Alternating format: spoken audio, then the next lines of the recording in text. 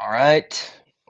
Is that my intro? Is that my PVK intro? All right. In re-listening back to some of my live streams and things that I say, that's how I say, all right, let's rock and roll. All right, all right, all right. Sorry about clearing all my throat. That's what happens when I'm pounding coffee in the morning. I need to clear my throat. Is there a song? Let me clear my throat. All right. Silence the phone. I would say that I'm a little bit inspired right now. I didn't know I have the space to do a live stream, so I decided to do it because why not?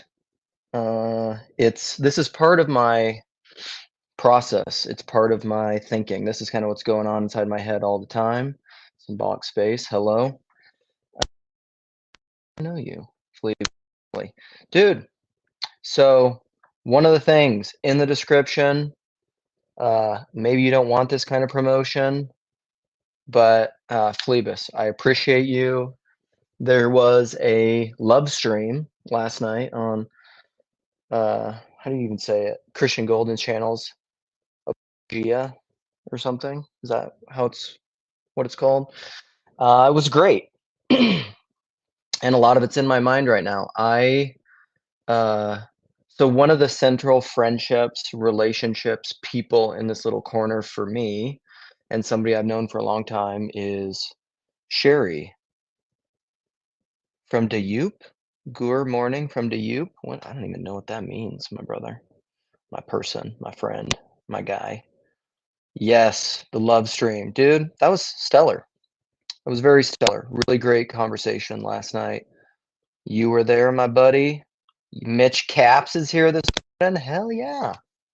Um, it was really great. The whole conversation was great. It's a lot of there's some of the navel gazing of what is this corner, people telling their stories, all that kind of stuff, which I think is important because you have to wrestle with those things, wrestling with a name. I was thinking about to discern the spirit of a thing, right? And discernment and testing the spirits. What is that verse where it's just like, who knows the spirit of a thing, or who can search the depths of God but the spirit of God? It's the same with you. It's the same with anything. The spirit of the thing is what searches the depths of a thing. And toward the end of that conversation, Shari finally got her technology figured out. So circling back again, Shari, she's one of the people that I know the most and have known the longest and have interacted with the most in this little corner. I think we knew each other a little bit on the Bridges of Meaning. I don't even know if Shari and I interacted before Bridges of Meaning. Shari was around in the YouTube comments stuff. I probably did. I don't really remember. The conversations that, or the people that I can name then are smaller, but ever since the Bridges of Meaning became a place where we hung out, we always had this group, this direct message group of closer friends from that group. So it was like Job and Jeff and Shari and Shelly and a bunch of other friends. Sarah, I think Sam eventually came in there, but he was not in there initially. So it was all these close friends. Shari was always in there, and so she popped onto this love stream last night and said some things that I think are very deep wisdom. It's actually connected to stuff. I would say it's the same thing that I was talking about in another of my live streams where I was talking about bodies and they went out from us because they were not of us and what makes a thing a thing. and Shari brings up this line, or it's not I think it's a line from Lewis, but it's just like you can't understand something by vivisection because you kill it. So with analysis, if you're trying to understand something by breaking it apart, it's like trying to understand life or what unites a thing by diabolos. So she brought up the idea of enchantment and disenchantment, and somewhat disenchantment is the killing of a thing. So when you hyperanalyze something, you disenchant it. You take the magic away, the sacred magic, the sacred is it sacred language? Is that the term that she used? But it's from a chapter in Tomberg. She thought of it in terms of Tomberg. But this is very connected to what unites a thing, and unity and multiplicity and being. I mean, it's philosophically whatever, the one and the many, that problem. Shari spoke about it really well from Tomberg last night, and she was saying what is kind of happening in this little core of the internet is you can try to, by trying to figure out what a thing is through reciprocal narrowing or however you want to talk about it, you can disenchant the thing and kill the thing. By trying to understand something, you can actually destroy it. And and that's what happens, because when the spirit of a thing leaves, the spirit moves where it wills. You can see neither it's coming nor it's going. But when the spirit leaves, you can tell that the spirit's left, because people leave. The multiplicity that made up the unity of a thing. So like bridges, she used bridges of meaning as an example. To some degree, like bridges of meaning died in a sense.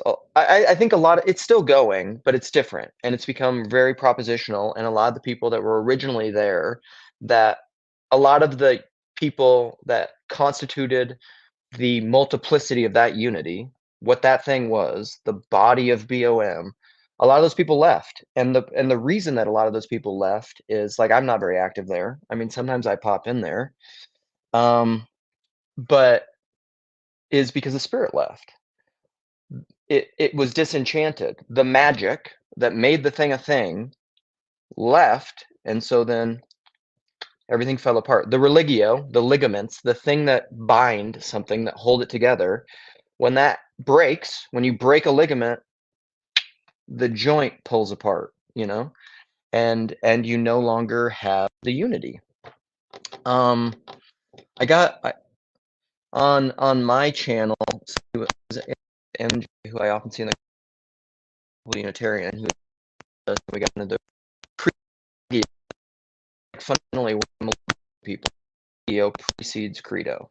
Like, you always need both. It's often a confusion. I'm not anti-creed. I'm not. You have to say the appearance of the name or thing. The only thing is the mystical unity underneath or behind the spirit. And spirit and law are related.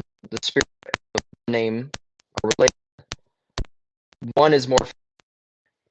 One is primary. One gives the other. Although in time they're simultaneous. Spirit fundamental. I wouldn't say prior, but it's fundamental. So, Mike. Oh, it's because so it was weird, and now it's not weird. Fixed now? Better, or do I need to unconnect it or something? Yeah. Still. Okay. Let's do this then.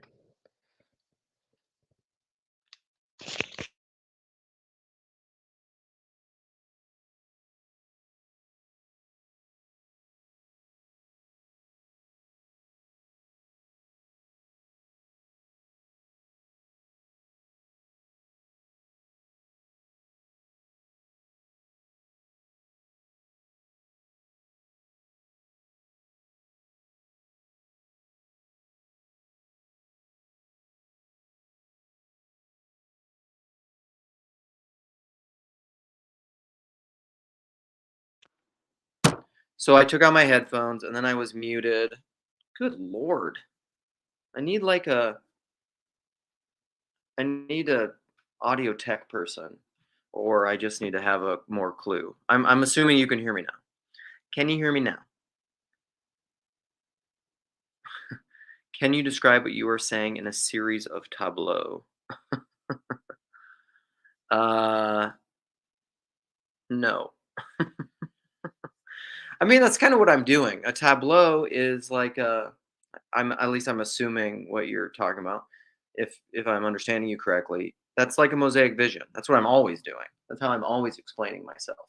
But I think a helpful thing, this came up in a live stream that somebody was saying. Well, it was probably in that same live stream that's in the description from Apologia. I had just a bunch of people drop off because because no one could hear me. What did I say that everybody missed? I gotta get my hemp rocks up here. I'm a big fan of hemp. This is like a mirror thing.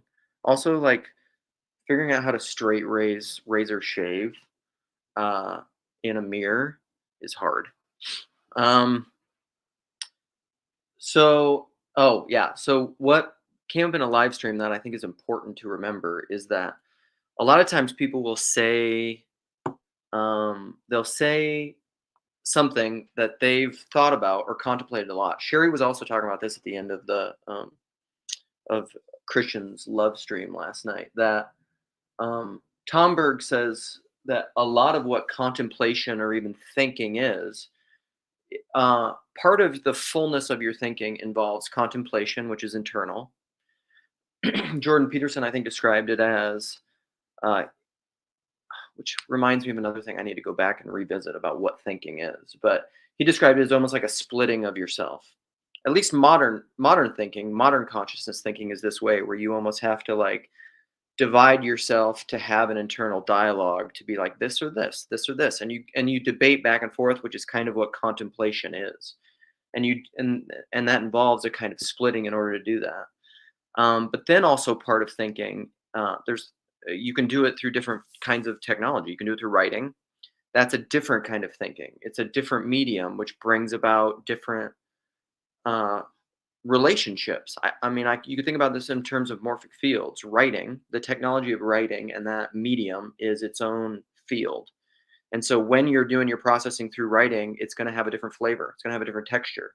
When you're speaking different languages, I'm not bilingual or multilingual, um, but I've interacted with many people who are. Uh, like in my old BOM group, Andreas, who's not really involved that much in this anymore. He's still in the BOM, but like I haven't seen him on YouTube in forever. But he was around all the time, a good German friend. Um, and he would say that like thinking and communicating in English, he would say is way different than German. And I'm sure people that are multilingual have that experience. And this kind of verbal processing. Chris McDonald spoke about that, waves of obsession, in a video that he just put out recently because I had left him a comment to which he replied, "Thank you, Chris," about his process of writing versus audible processing, voice memos, live streaming, speaking to someone out loud. A lot of people, and everybody has gifts, everybody has skills, everybody has talents. Like I was talking to a local buddy on the phone last night, who uh, was talking about this, and he was talking about the idea of maybe like in the Twin Cities estuary, actually doing like a local live stream thing. So it would be like if I could find a number of people from my local estuary who wanted to do a recorded live stream conversation. So it would be kind of a hybrid, right? We would be having a conversation with each other, but then also live stream it just to I don't know, play with that, try that out, which to me seems like kind of a fun idea. Um, but processing out loud, like what I'm doing right now, I'm interacting with the comments a little bit, but in this beginning section, I'm not really interacting with the comments that much. I'm just interacting with my borderline schizotypal multiple personality mind, where I just have all these different things going on. And because I have high enthusiasm, high extroversion, like my local buddy was saying, he can't do this, but I can do this. Yeah, Neil, I'm setting the frame to start. I'm just throwing out all the things that I'm thinking, which even if I can't name it and make it explicit, there's an underlying unity. There has to be, which is why all it's connected. Like I wouldn't be going here and here and here. If there was no connection, I wouldn't be going here. It's just often people that are more schizotypal, it's very broad. It's extroverted intuition. So I see like a very 30,000 foot view. I've always been that way. And so there is unity, but sometimes it's a hard to name unity. And I also, back to the Sherry live stream conversation thing, this is the difficulty of naming, right? And bodies, and naming is framing, is that when you name something, and this is happening in the little corner, right? Once a thing is named, the possibility of disenchantment happens. Until it's named, you almost can't disenchantment, or you can't exercise the spirit, right? But once the thing has been named, then you can exorcise the spirit. I mean, this is tied to the history of exorcism. Like once you figure out the name of the demon or the spirit or whatever, then you have some degree of power over it where you can exorcise it. You can kill it. You can do that with positive things too, which is the disenchantment, I think. Um, all right, let's see. So one of the things, so I want to talk about. So that's kind of one thing that just is a random addition, which I'm sure is connected to where I want to go with this. But also, I wanted to touch on a few things that I asked from like a poll, just a question on my own channel, my YouTube channel of topics to discuss. So Chad had a couple topics he wanted to discuss, and then someone else I can't remember. Sorry. So two of the topic, one of them was forgiving God, and I saw that as just kind of like honesty, and then I've been thinking a lot about the prodigal son or the prodigal God, as Tim Keller calls it. And then someone else wanted to talk about men's work, and I think all these things are connected under the auspices or the umbrella of honesty. I think and self honesty or authenticity. You know, Paul likes to talk about. I don't even know what he means. Authenticity versus profelicity. I haven't thought about it that much. That framing, but authenticity. I think we often think about that in terms of like what I call divided man. You know, the inner and the outer world, but it's always both. That's the That's why I say like the person is the nexus or the nexus and the locus of all meaning, is because you can't separate the person um, from perception, perceiver, perceived, inner, outer. The person is the meeting of those two things, heaven and earth. So the person is essential for being. That is really why I say like the whole if a tree falls in the forest doesn't make a sound. No, if no one's there to hear it. And I think what Berkeley was getting at by saying that is like everything exists within the mind or the perception, the person of God, which is in him we live and move and have our being, or panentheism, Phlebas. Oh, Phlebas, it was you asking about men's things. Okay. The subject is a joint point.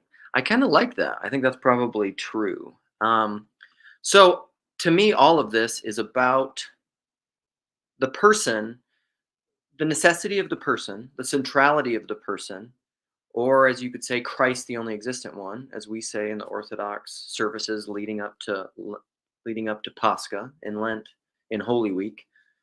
In Him we live and move and have our being. The person, and I would say Jesus Christ is the fullness of being, and then fractally, you are the fullness of being, which is why you have the God of your own understanding, but you also have the everything of your own understanding, because all you have is your own understanding. And the modern mind often likes to separate that into the subjective and objective, but to me that's a false splitting, because it's both of those. It's always both. It's not an either or. It's both end. And so, and to me that is honesty and conscience, and it's the integration. I often think of these in terms of two big verses is how I think about these. Jesus in John 7, I think. I always forget if it's 6 or 7, but the eye is the lamp of the body. If your eye is full of light, your whole body will be full of light. But if your eye is one, but if your eye is divided, your body will be full of darkness. So you have to have integration in the inner and the outer, and within yourself.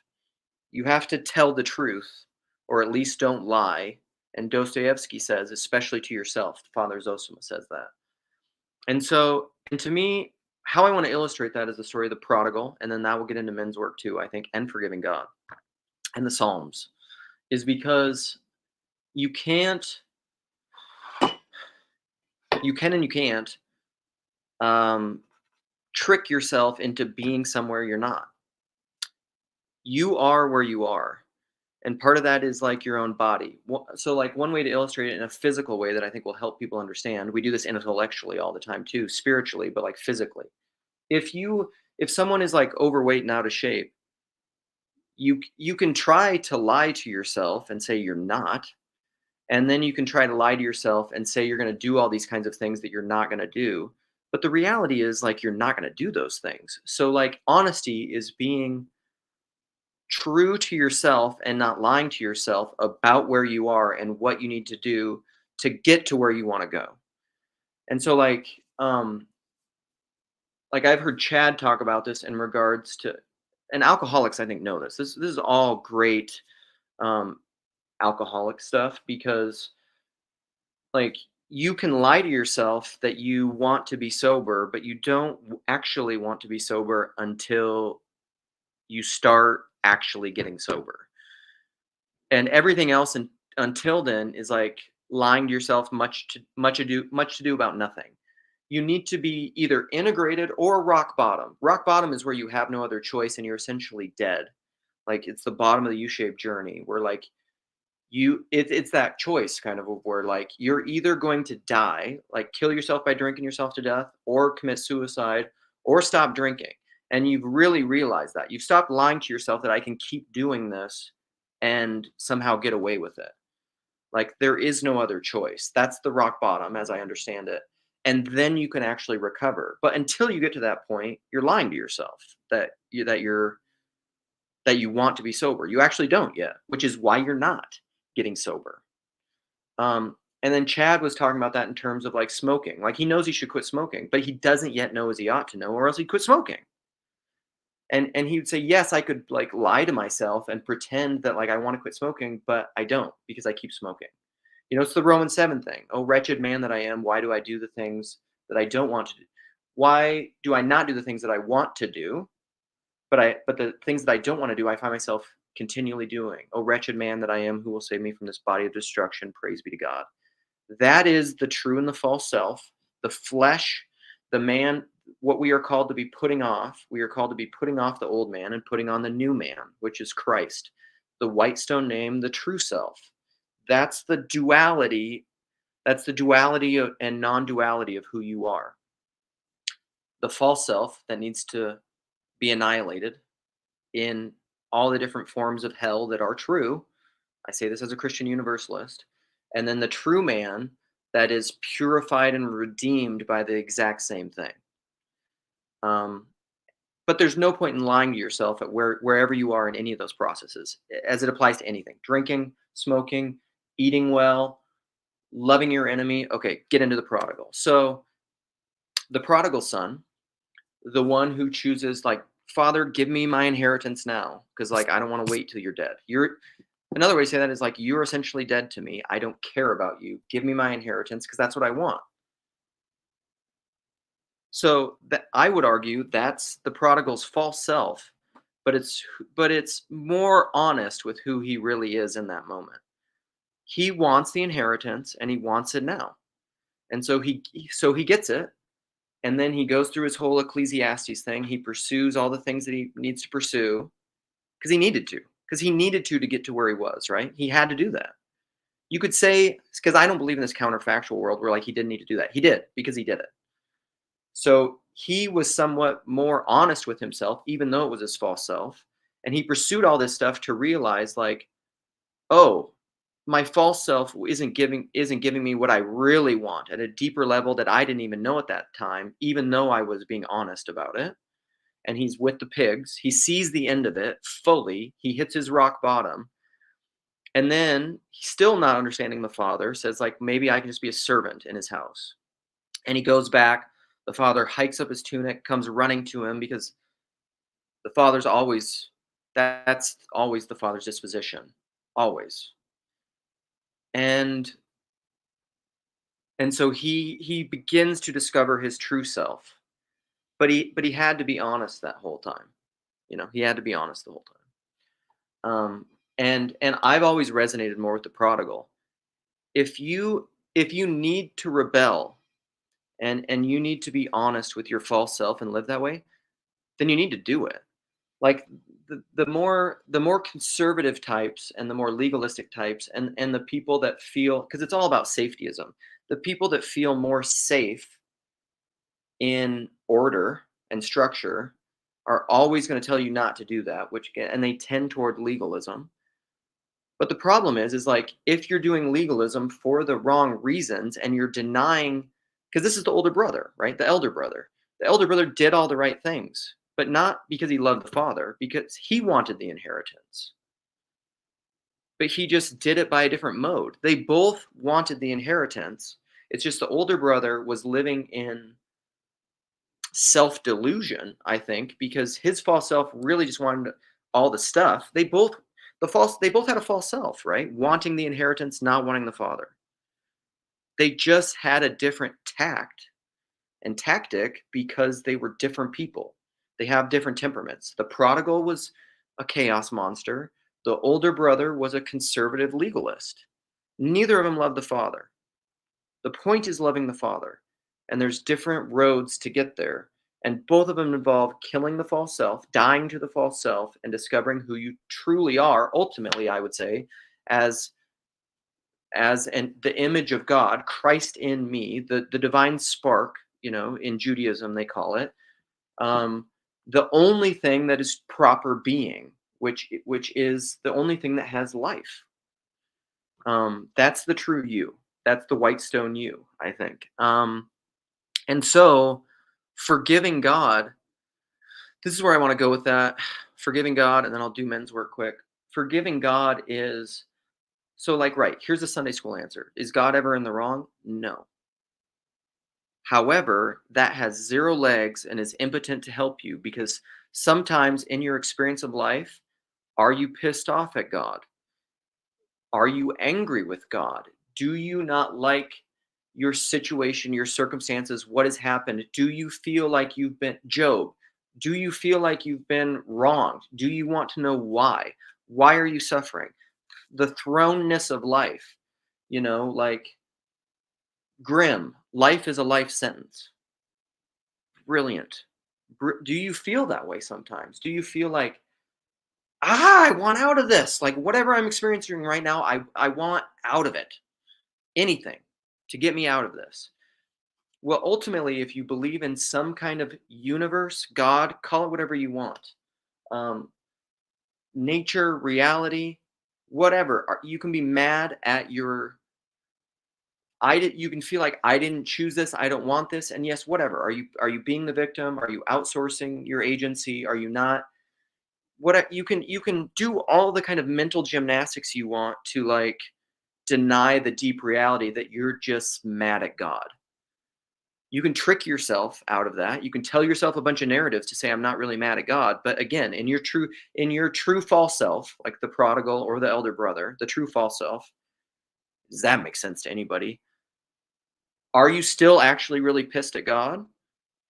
Then you know what God wants you to do? He wants you to say that. There's a lot of Psalms like that. Why was David a man after God's own heart? Because he didn't bullshit God. He told God what he felt. Like, was he like being, is that the secret sacred self? It's just honesty. It's just honesty. If you're pissed at God, imprecatory Psalms, do you wish your enemies dead? Maybe you should say that. Should you want your enemies dead? It doesn't fucking matter. Like it doesn't matter what the right answer is, the Sunday school answer. This is why I say there's a difference between thinking you ought to believe something and actually believing it. Actually believing it, where you actually are, is honesty. It doesn't matter if you know the right answer.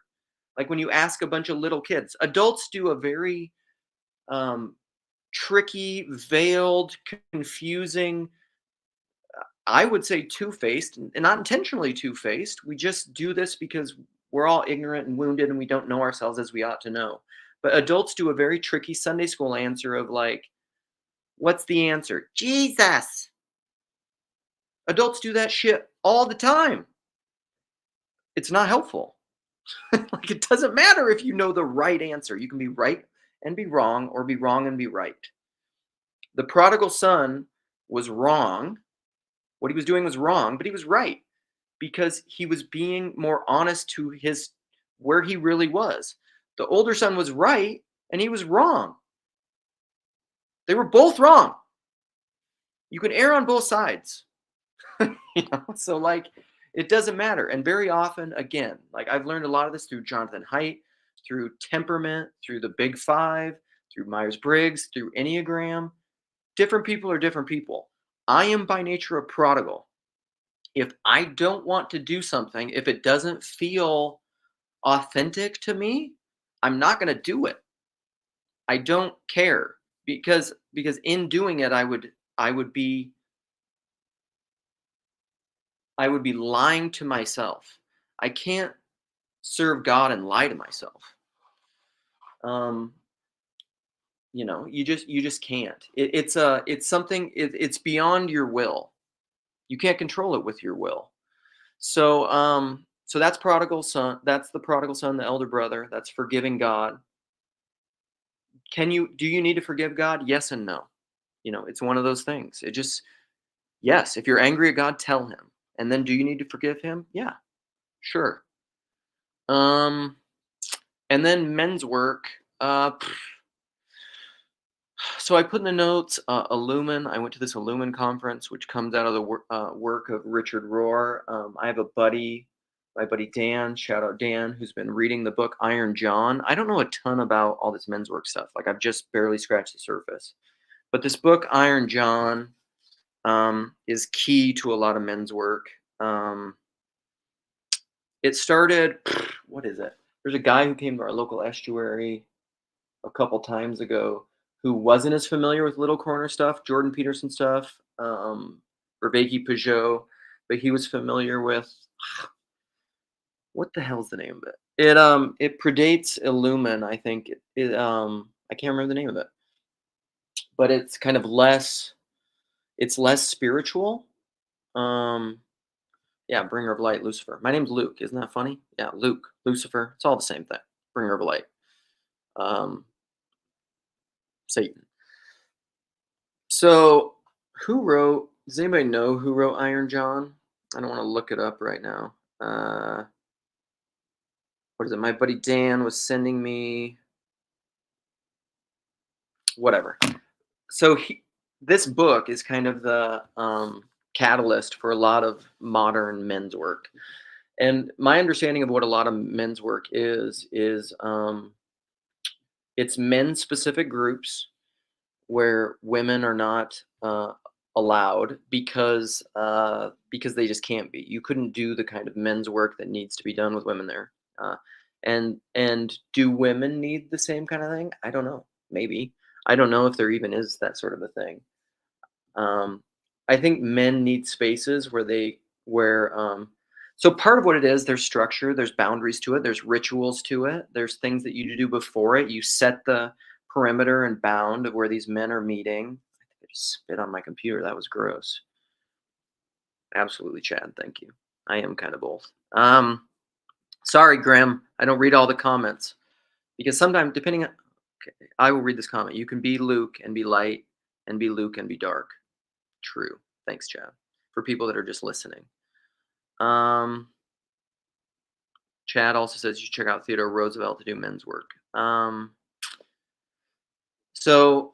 in Illuman, for example, what I have a small amount of experience with is you set these perimeters of things. So you physically set a circle, and then you come in and then you do some rituals, either with and all this stuff seems really wooey, but guess what? Rituals are kind of wooey. It's just how it is. You gotta just embrace it and get comfortable with being uncomfortable. And then there's like this particular group that I did it. They had a talking stick. So like one of the parameters of the men's group was that you could only talk with the stick. And so the leaders of the group start, and you maybe have some prompt questions. There's a lot of prompts that you can have. But then there's just certain parameters. Like one of them is no crosstalk. It's really similar to a lot of AA stuff. So like when someone is talking, you can't talk and interact with them. You just listen. It's a really good balance of masculine and feminine energies, actually, and hospitality and openness and walls and structure and breathing in and breathing out and giving and taking, and it's a good balance of all those things because You talk, but then there's no crosstalk. So you don't like cross-examine. You can't like ask a lot of questions. It's okay to do sometimes, but really the thing you're there to do is to listen. And so someone else will talk, and usually there's a response. Everyone will do some sort of a response, which I mean it feels weird and culty, but like all those things are really natural. It's just the natural symbolism that we're used to. Like Peugeot will talk about this.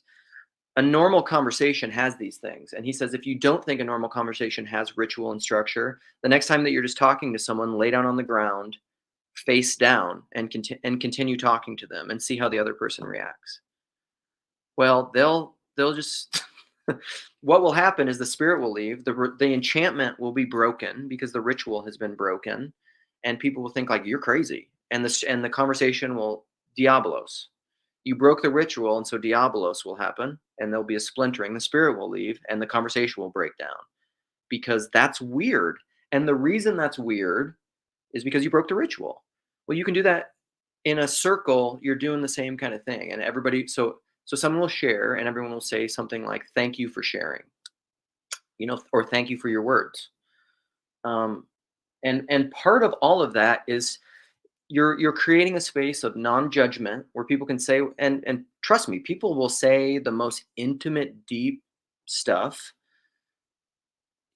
Like I got together with these guys that I'd never met before in this one weekend, and we had some of the most intimate conversations I've ever had with human beings, where people shared stuff that I'm sure the maybe the majority of people in their daily and family lives don't know, and it was because of this structure. It was so unbelievable, and men just openly crying and weeping together. Like, I think these things can be incredibly, incredibly healing, but there needs to be the structure of trust and non-judgment and listening and affirmation, hospitality for this kind of stuff to happen, or else it won't happen. This kind of thing is actually a huge. So like, to Phlebas, to your question about men's work is something I'm incredibly passionate about. I just don't know how to go about it in my daily life, and in Minneapolis, I don't. There's probably ways that you can do it in the ways that they hold like AA meetings online, but I don't. But honestly, I don't have interest in having more online relationships and interactions than I currently have. Like, I want to do this. I want to interact with the friends that I really have in this group, but largely, like, that's it. I don't want to add to this because, and part of that's because of my wife, and not just her. I think there's wisdom in that. This is enough, and this is okay. I'm not in a place of judging this and hating it, and living in this again, this lie, this disintegration with myself that like I shouldn't be here, but I really want to be here. Again, that's back to the whole prodigal thing. Like, be honest with where you're at. I want to be here, so I'm here. If I didn't want to be here, I wouldn't be here. And I can tell myself I shouldn't be here. It doesn't matter. Again, right? Um, so the men's work thing is something I'm really passionate about, but I only have so much bandwidth. I only have so much time. My wife and I often talk about it in terms of like Venn diagrams of overlap. So I have church, I have my kids, I have kids' schools, I have kids' activities, I have my friends, my relationship, my family, all these different things. And so, like men's work, I'm full. My life is full. And so, the men's work somehow is very important, but somehow it has to fit in there. Twin Cities Estuary is important to me. I want to continue to be involved in its, the seeds that are being sown there and whatever is starting to grow, and we're trying to discern that. I want to be involved in all of that. And so how does men's work incorporate into that? I don't know. Because like art, so I'll be just so we have one. Mandy is theoretically, who's in here, listens sometimes. Mandy is theoretically in our Twin Cities Estuary, but she's too far away to come to the in-person meetings. um, I want more women involved in my local estuary, in whatever. I like women. I've joked a lot about that I'm more masculine than a lot of the men that I know and more feminine than a lot of the women I know. I Once me and my wife went out to a patio where there was a women's book club happening next to us, and I could barely be present with with like my wife and a couple that we were there with in this patio because I wanted to be in the women's book club so badly. I'm part of a book club here in Minneapolis that has a bunch of guys in it. My wife's part of a book club. I'm honestly sometimes envious of her book club. Sometimes I'd rather be in her book club. But me and my wife need to keep those lines. I tend to like I tend to like groups of women or groups where there's a lot of women involvement because women are more relational. Guys like ideas in and of themselves, or like they'll start talking about politics or whatever, and I don't give a shit about that stuff. I don't. I'm an anarchist. I kind of like talking about it, but ultimately, I'm an ENFP. Ultimately, I like feelings and relationships, and that just tends to be women centric. But why I love men's work is because it's not a denial of all that stuff. All that stuff. I need to shut this down and invite people in. When you are with men in a men's group and they're vulnerably with vulnerability, they are sharing these deep wounds and trauma. That is men. Again, men also are feminine. Women have masculinity. Men have femininity. In men's work, men are allowing the depths of their. I should just read some of these quotes of Iron John that my buddy was sending me. You're letting these repressed energies that you often experience, that you just in modern culture you find no expression for. Because here's the thing: there's like a deep animalistic masculinity in men, like the kind of wild ape-like guttural hairy like that. That's in men. Where do we find expression for that? Like you can get like the bro manosphere culture. You can like go do jujitsu or lift weights or do whatever, and all that's good. But like that is that. I think that's a and maybe and do that fine, but it can be a band-aid on a deeper thing. Like you really need to get in touch with your deep masculinity. Like sometimes men are pissed at things and they want to like kill people. It's honestly like I don't know if anybody follows MMA. I follow MMA. Like you right? Pacifist. Follow MMA. Psychoanalyze me. Sean Strickland, this guy who's like not PC at all, was very abused and has lots of childhood trauma, white trash. I love this guy because he's breaking all the categories. He's a chimera. How do you make sense of him? He's simultaneously very open and vulnerable and transparent because that's kind of that culture. Like I don't know what you call it, Scotch Irish hillbilly thing. It's like me. Like I'm gonna tell you what I think. First percentile politeness. Sean Strickland is like that, but often what that is not PC. And he also he's damaged, but yet he's vulnerable. He's just awesome. He's just awesome. And so men need to get in touch with all that. They need to hold space for people, though. They need to be that's part of that non-judgment and hospitality. That's getting in touch with your femininity. Weeping together, like a true man weeps, the gift of tears from Loris or within Orthodox tradition. Like I'm a very weepy man. Jess, I love Jess Purviance from this little corner who does all the Job stuff because he is like a weeper, like that kind of guy. Sometimes I'll start talking about stuff and cry in this. Like I can't talk about a hidden life and not cry. My my daughter, who's not emotional at all, will be watching movies and I just cry all the time at movies. Like I just bawl my eyes out. What movie did we watch last week? And I was just I'll cry. I usually cry more than my wife, but very often me and my wife will be crying and my daughter's always like, "Look, all our kids." Like they'll just be like they can sense when a person would be crying during a movie and they'll just all start like looking over, just waiting for the waterworks to happen. It's kind of hilarious. I cry all the time. I love crying. I'm an Enneagram 4. Sadness is like my love language. And it's not even sadness. I actually tell people I'm the healthiest when I'm crying. I tell my wife that. If I'm not crying on the regular, something's probably wrong. Like I should be crying a lot. It's how I am. So I don't know. All that's men's work. I flipping loves men's work. I don't know how to fit it into my life. So I'm gonna copy this thing. This is long. This is more Luke rambling than usual. I'm gonna put the yeah, this is hilarious. So, Marielle, you are right that you don't need psychedelics. Yeah, I don't think I do. I think I'm just I think I'm just there all the time. Um, dude, I know McMo too. I believe it. You I can sense this. I'm an intuitive. I'm an empath, and I think I just see stuff. I know you're a crier, dude. Chad's a crier. I relate to men who cry. I need men that cry. I I love feminine men. And by that I don't mean like effeminate men. I love men that are in touch with their femininity. It's so again awesome. I love it. And part of that's temperament, but a lot of that is just like the kind of men who have ego who don't want to cry. My dad is a crier.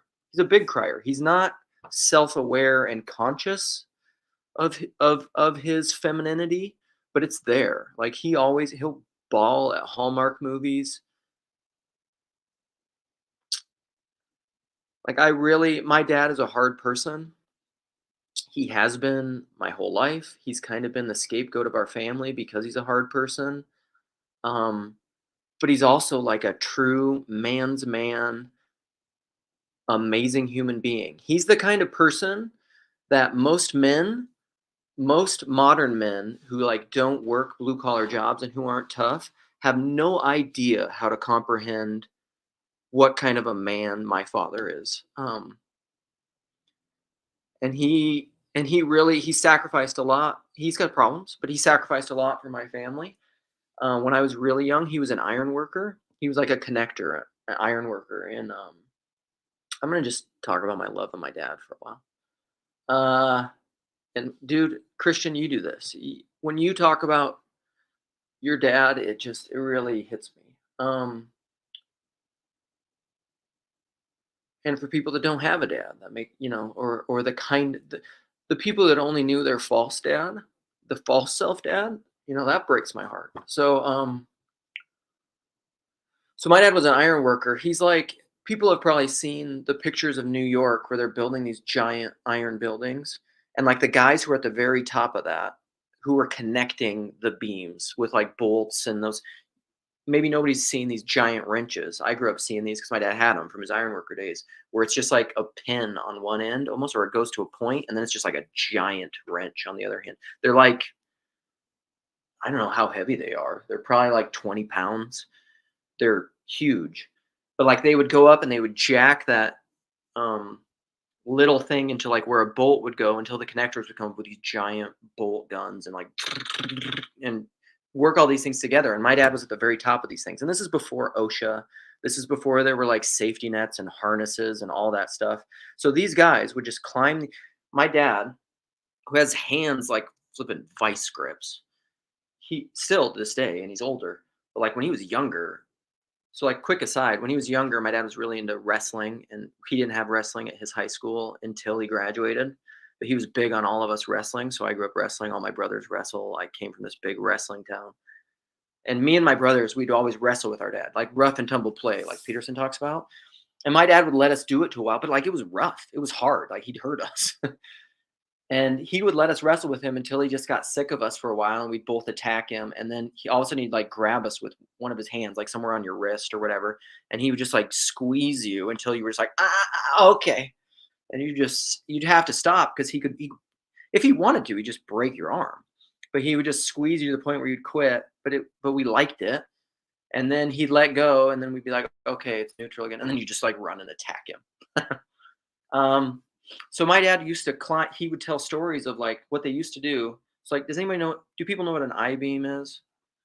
People probably don't. So like, think of the letter I like this, but like a giant. You're looking at the end of an I beam of this giant piece of metal.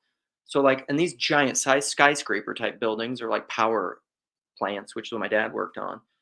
They'd be connecting those, but to get to the next level, a lot of time if you weren't waiting for the crane, they would just climb like a vertical I-beam. So they would grab the edge, like one part of the eye, and they would just put their feet, their rubber soles on it, and they would just climb up it. like just by the grip strength, just able to climb, packing these tool belts and stuff. And then they would do that all day. My dad would tell me these stories. They'd do that all day. And then my dad was an alcoholic when I was younger. And they'd go out drinking at night, and then they'd go to the gym after working all day and go lift weights and do stuff. And then they go out drinking all night and get like a few hours sleep, and then get back up and do it again. And so like all iron workers were hard, but like the connectors were the most hard. And they were just like, they were at the top of the hierarchy. They were like the baddest guys. And like, I mean, just like think about like in the 60s and 70s in Eastern Wyoming, like it was just wild. My dad's like the Marlboro man, right? I say all this to talk about how tough my dad is. And then we moved back to South Dakota, Western South Dakota, where I grew up on a cattle ranch. Western South Dakota is just hard. Like right now it's cold. It's like Minneapolis is cold. It's 0 degrees. But I remember times where like my dad would go out feed. We had a cattle ranch, so feeding cattle. So he'd have to go out and put hay out for the cattle, unroll these round bales or square bales before we had round bales because we didn't have enough money for a baler because I grew up really poor. And he'd go and he had a cabless tractor. So his tractor had no cab on it. So just the wind is hitting you. So the difference between Minnesota and Western South Dakota or North Dakota is like it's the plains. So like not only does it get to be like -20, but then add on to that like 40-mile-an-hour winds and drifting snow.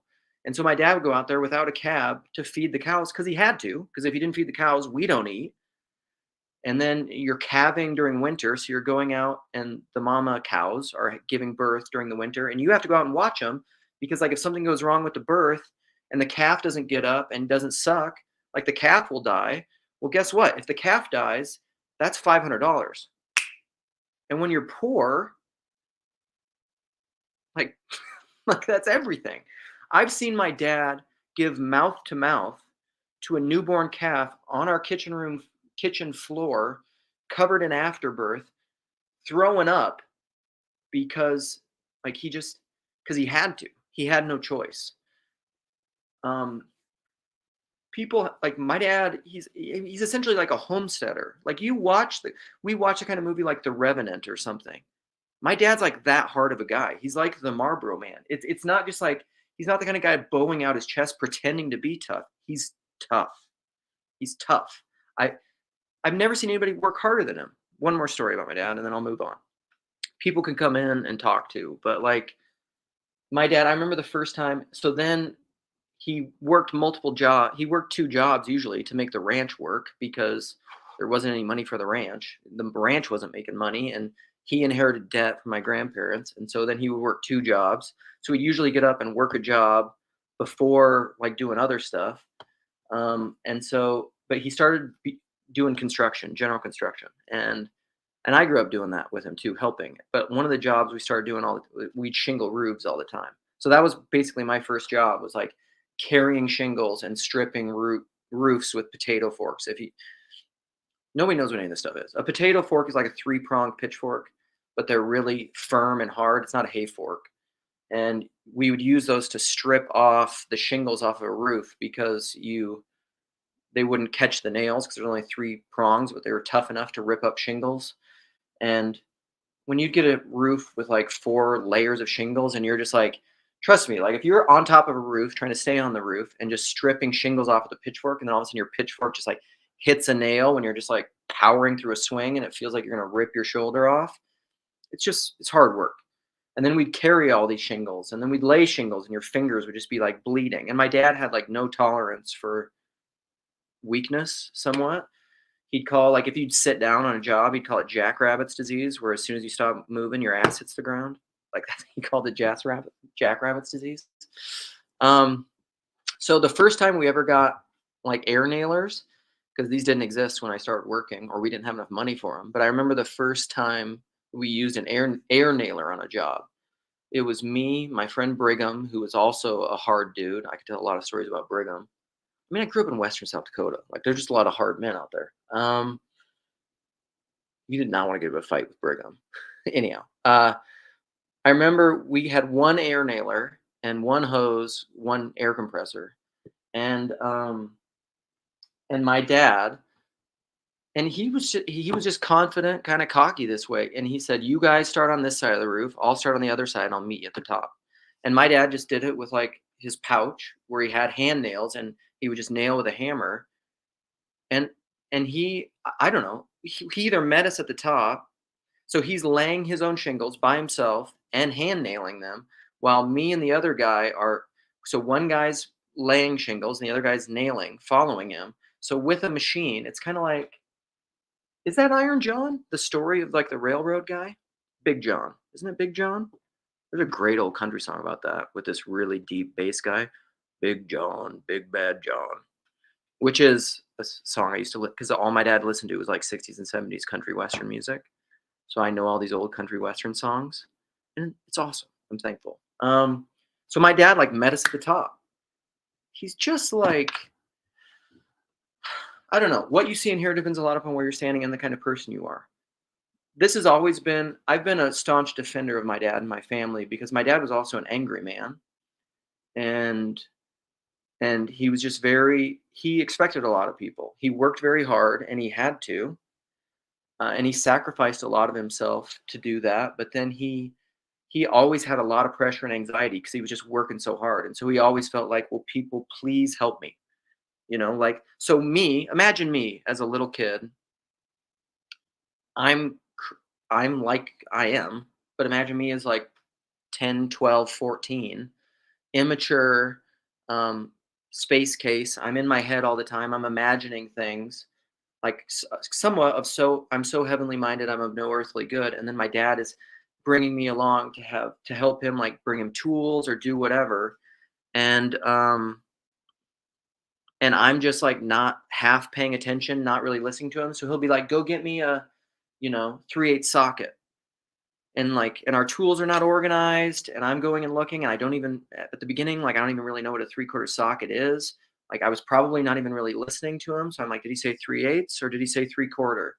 And then I'm looking, and I don't really know, and I'm scared because, like, I was always scared to make him mad because he was mad a lot, because he was stressed out a lot, because he wasn't sleeping and working himself to death. He had a hard life. Nobody had any grace for my dad growing up, unfortunately. I don't know, it just makes me so sad. And like, I get it. I was scared of him most of my life. And so I bring back the wrong thing, and he'll just be like, "Ah," and like that was always a dynamic. But like, so like, you can, in retrospect, I have a lot of compassion for my dad because I look at that moment, and as a little boy, I'm just thinking like, you could say like, "Oh, you're being an asshole to a little boy." Sure. Uh he was carrying a lot of weight, like, there's just, it's really easy to again, like Cal says, to stand outside the fire and judge anyone, judge my dad, to just be like, well, because this is the whole idea that Cal has of like, well, if I were you, if I were in your place, I wouldn't do that. That's not true. Because if you were in their place, if you had all the constraints that they've had on their life, you wouldn't do differently than them because you would be them. This is that. Dude, I'd love Chad, I would love you to interview my father. I want, my dad's so cool.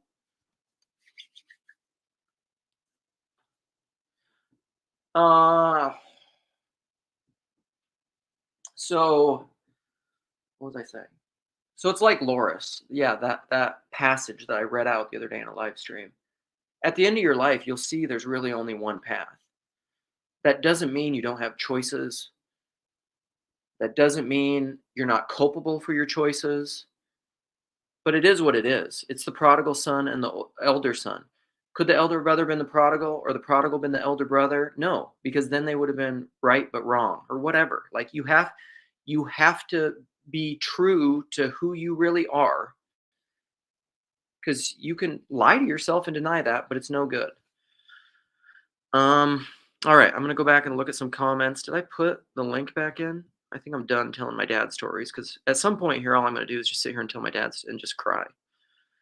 Which, whatever. I mean, if people just want to watch me sit here and cry and not be able to talk, that'll be fine. um, so my dad was the first person in his family to go to college. He's the toughest guy I know, and he thinks he's a sissy because he's got multiple degrees. Yeah. Uh, my mom went to college, but she only went back to college and finished college after I had graduated college. I'm the only person in my family who went to a 4-year college. Some of my siblings did like what's it called? Associate degrees or like vocational schools. But yeah, I mean, I don't come from educated things, from educated stock.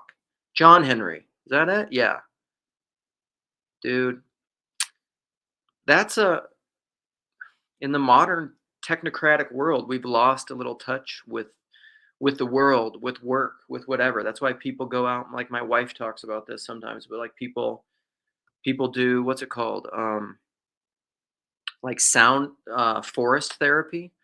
Where like people go out in the woods to try to uh, regain their sanity. Which interestingly, that's the most recurrent theme. I just say I came from no stock in reading Frankenstein. If you When you read Frankenstein, to me, that's like one of it just blew me away when I read it. It's the first book we read for my local book club. But like, so Dr. Frankenstein is not the monster. The monster, Dr. Frankenstein is who creates the monster. But one of the things that happens in that book, it's a pattern that happens over and over and over, is Dr. Frankenstein is starting to like lose his mind and just and spiral. And then he will go out to nature, he'll go take a walk in the woods, he'll go back to a lake or something and regain his sanity. Isn't that amazing? And Frankenstein is like, I think, our first modern horror story, first science fiction kind of thing. It's a really interesting book to read and think about technology and sanity and a lot of stuff, and now we're trying to integrate like float tanks, sensory deprivation tanks, ice baths. We're trying to engineer what people used to just have by nature. Like that's like my dad. You try to tell my dad something like when I was younger or something like you should do like a ice bath. And he'd just be like, why would I do that? I'm out in the freezing cold all the time. Chad. Okay. I love my father. Deeply flawed. Not a great example, but a good heart. Yeah. Chad, you have a great perspective on all these things. Like everything is a blessing if you receive it as a blessing. I once heard Pete Holmes say, who's this comedian I follow and listen to sometimes, that there's it's a Buddhist saying, I think, but like it's the kind of idea, but it's very connected to like C.S. Lewis and Paralandra, like I will eat it all, like whatever God brings me, whatever reality is, like I will accept it all. Like St. Paul, whether hungry or full, whether enslaved or free, I've learned to be content in all things. Uh, there's only one reality. It's the light of creation. It's the fire of God's creation and existence. And like if you are in opposition to that, it's going to feel like hell. And if you are aligned to that, it will feel purifying and redemptive. There's one reality. Um, Embrace it. Uh, yeah. Garth Brooks, man, I could sing you a lot of Garth Brooks song. Chad wants, what is the song, The River? I think I sang some of The River in a live stream once. Send him my email. My dad, I don't know. What's funny is I've talked to Paul about, or like thrown the idea to Paul about, I would love to interview my mom. I've asked her a couple times for like something like this to just be like, I think it'd be fun to talk to my mom about, well, this is my own, about me, about her relationship with me. Because if you can imagine, my mom is a very conservative, evangelical type woman. But she's a very prayerful woman. She does a lot of Bible stuff. Bible studies. She really cares about this kind of stuff. But I mean, truly, she thinks I'm kind of nuts. I mean, you know, uh, she she just all the different iterations of my faith and the things that I think and often the things that I say. I mean, she's just like, she loves me, but I mean, I don't even know if she really thinks that I'm a Christian. I mean, I don't know. I just think it'd be fascinating to interview her and to talk to her about, as like someone from this little corner of the internet and as somebody who's in this world, to talk to her about that, what she thinks about that, what does she think about my theological journey, my intellectual deconstruction, all, because she's just not in that world. She's somewhat in like she just sees it all as like unfaithfulness. I think I've gotten to the point, me and my mom don't really talk about these things anymore, but I think I've gotten to the point where I could actually talk to her about it in a better way. Like that Michael Polanyi quote I always like to talk about doubt and belief. I think I could use things as a springboard to explain things to her. But like, this is the problem that those guys were talking about earlier, is that, you have these shorthands for things. So I say things in all these shorthands. What you see and hear, like that. What you see and hear depends a lot on where you're standing and the kind of person you are. You could talk about that for like that sentence or two sentences. You you could use that as an icon to explain all of philosophy, probably. I mean, close.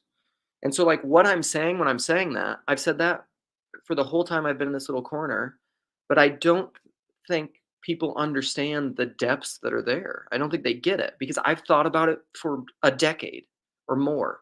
I mean, when's the first time that phrase or that sentence becomes salient to me in The Magician's Nephew from C.S. Lewis? I don't know, probably. And I probably read The Magician's Nephew 2 or 3 times before that popped to me. So like, there's no, again, it's mammon. This is why I'm so big on the personalist knowing. I cannot just hand you the depth of meaning that I mean by that phrase when I say it.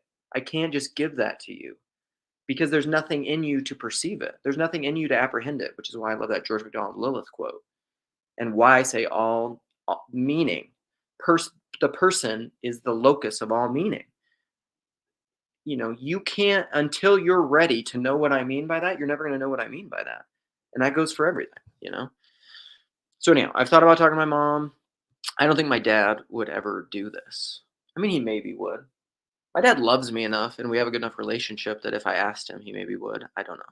He would think it's weird as hell. Although Chad, you could probably bridge a lot of the gaps. I don't know. We'll see. My also send him my email. My dad doesn't have email. My dad's never emailed anyone in his life. My dad doesn't have a smartphone. He has a flip phone. He's really funny to talk to about. My dad's, how old is he going to be this year? This year he will be 75. Yeah. We're thinking about doing a 75 thing for him. He says sometimes people send, he at least knows how to see text now, I think, sometimes, but he's like, it's hilarious to hear him talk about people sending him texts because he can get them on his flip phone, but like he doesn't even know how to go into them. Like my mom probably has to go into them for him to see him, or she'll read them to him. He doesn't ever send texts. Like he doesn't know how to do any of that stuff.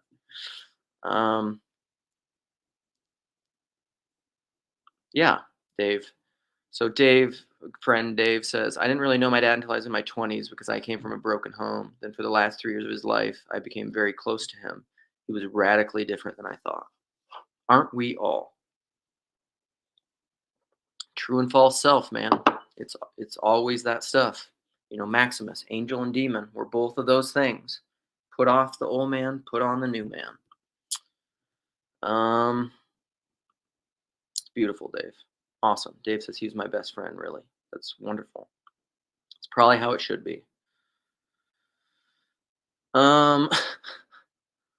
More crying. Yeah. I can't. Well, it's not at my control, man. I'm not. I can't. I cannot. All the gift of tears, man. It's a gift. You can't mammon tears. A gopher. Yes, somebody who knows what a gopher is. That's absolutely true. My dad, I was the gopher a lot of times. Go for this, go for that. Absolutely, man. Ted was right. I don't know what Ted we're talking about. Okay. Also, if somebody wants to come in and talk, come in and talk, because otherwise I'm gonna go through these comments and probably shut it down. Because I mean, how long does anyone need to listen to just me talking? This is like what it's like to be inside my head, and you'll maybe eventually go insane. Um, yeah, there are two. Yeah, Dave, there are two versions of the book.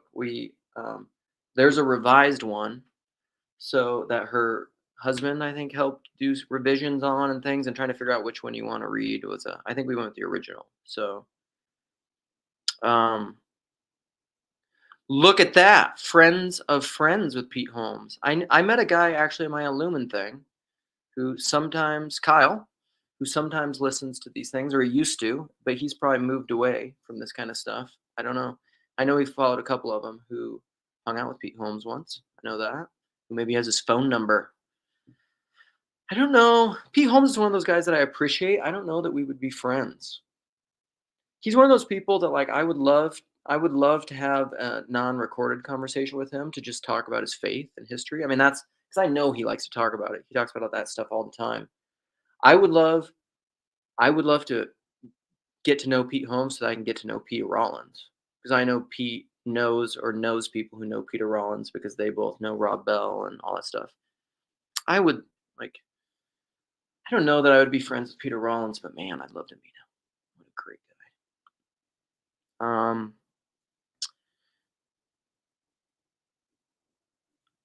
We barely know anything anyone, even those who we believe we are close. Well, I don't know. Hopefully that's not true. Part of that's becoming an integrated person and not lying to yourself. Because if you're an integrated person not lying to yourself, you're not repressing the truth and unrighteousness. Paul in Romans 1, I think. I don't think that's propositional. I think that's more I read that as much more existential. Not lying to yourself. That's really how I see Romans 1. And I think it's such a healthier way to understand it, because if you suppress the truth and unrighteousness, you're lying to yourself, and you're delaying your own transformation because you're not doing the things that you need to do to become who you are, I would say.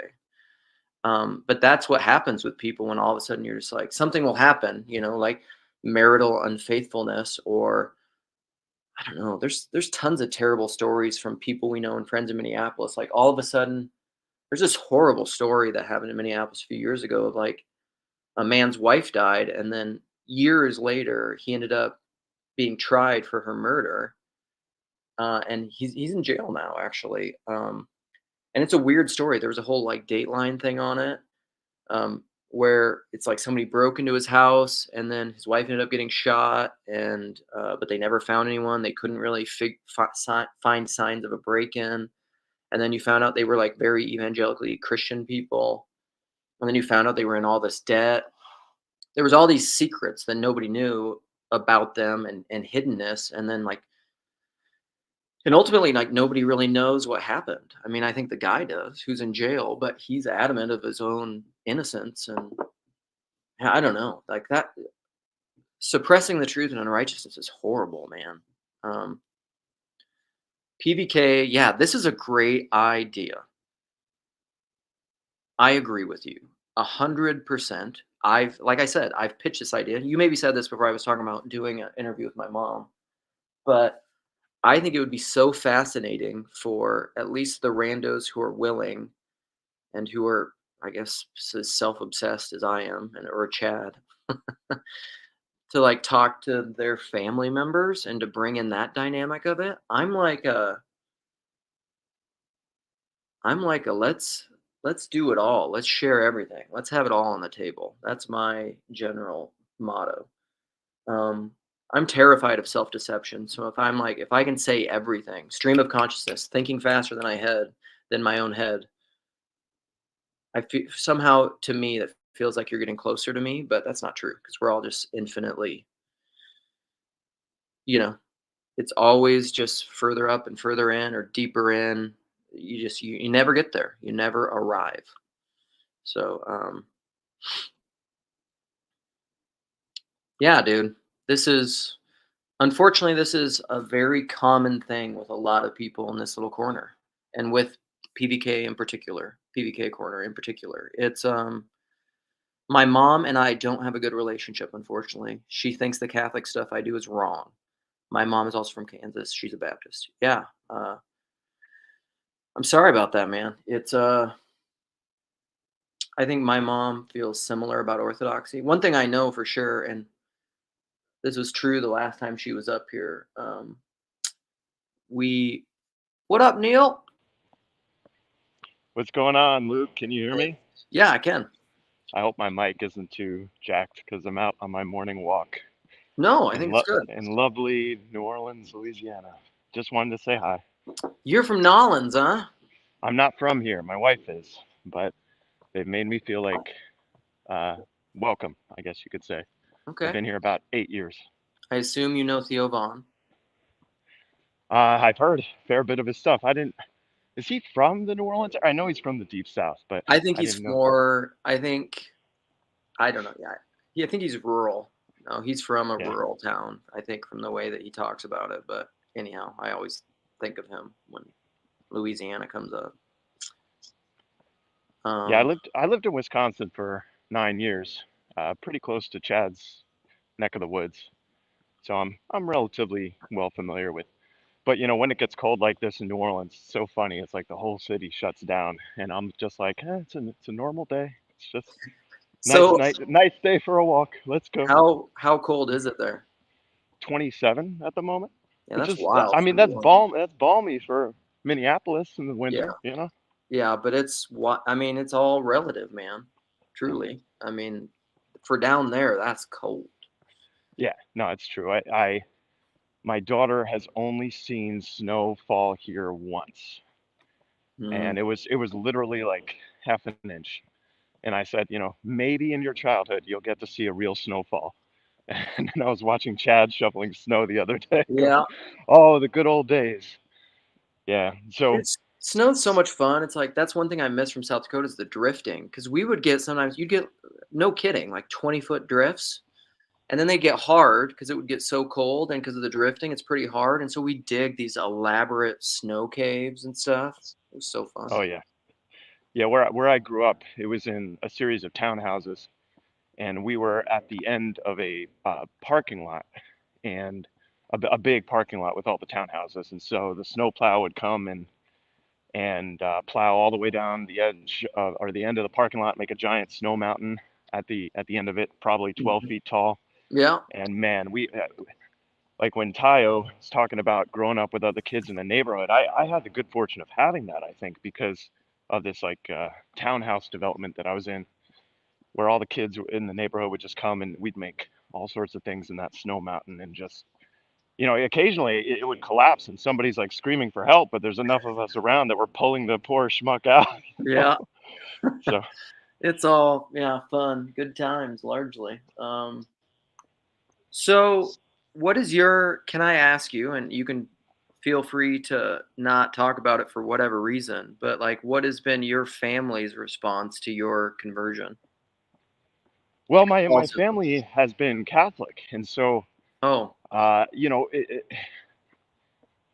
part of it, so for me it's been overwhelmingly positive, and you could say that uh, my conversion was just an inevitable consequence of being in the water. You could, and I'm sure there's a big part of that because my wife's family is overwhelmingly positive influence on my religious development, hmm. and just inviting me to participate in more and more things. Um, oh shoot, now I'm walking into the wind, so I think if the it wind, sounds all right. it sounds okay. Okay, Yeah, good.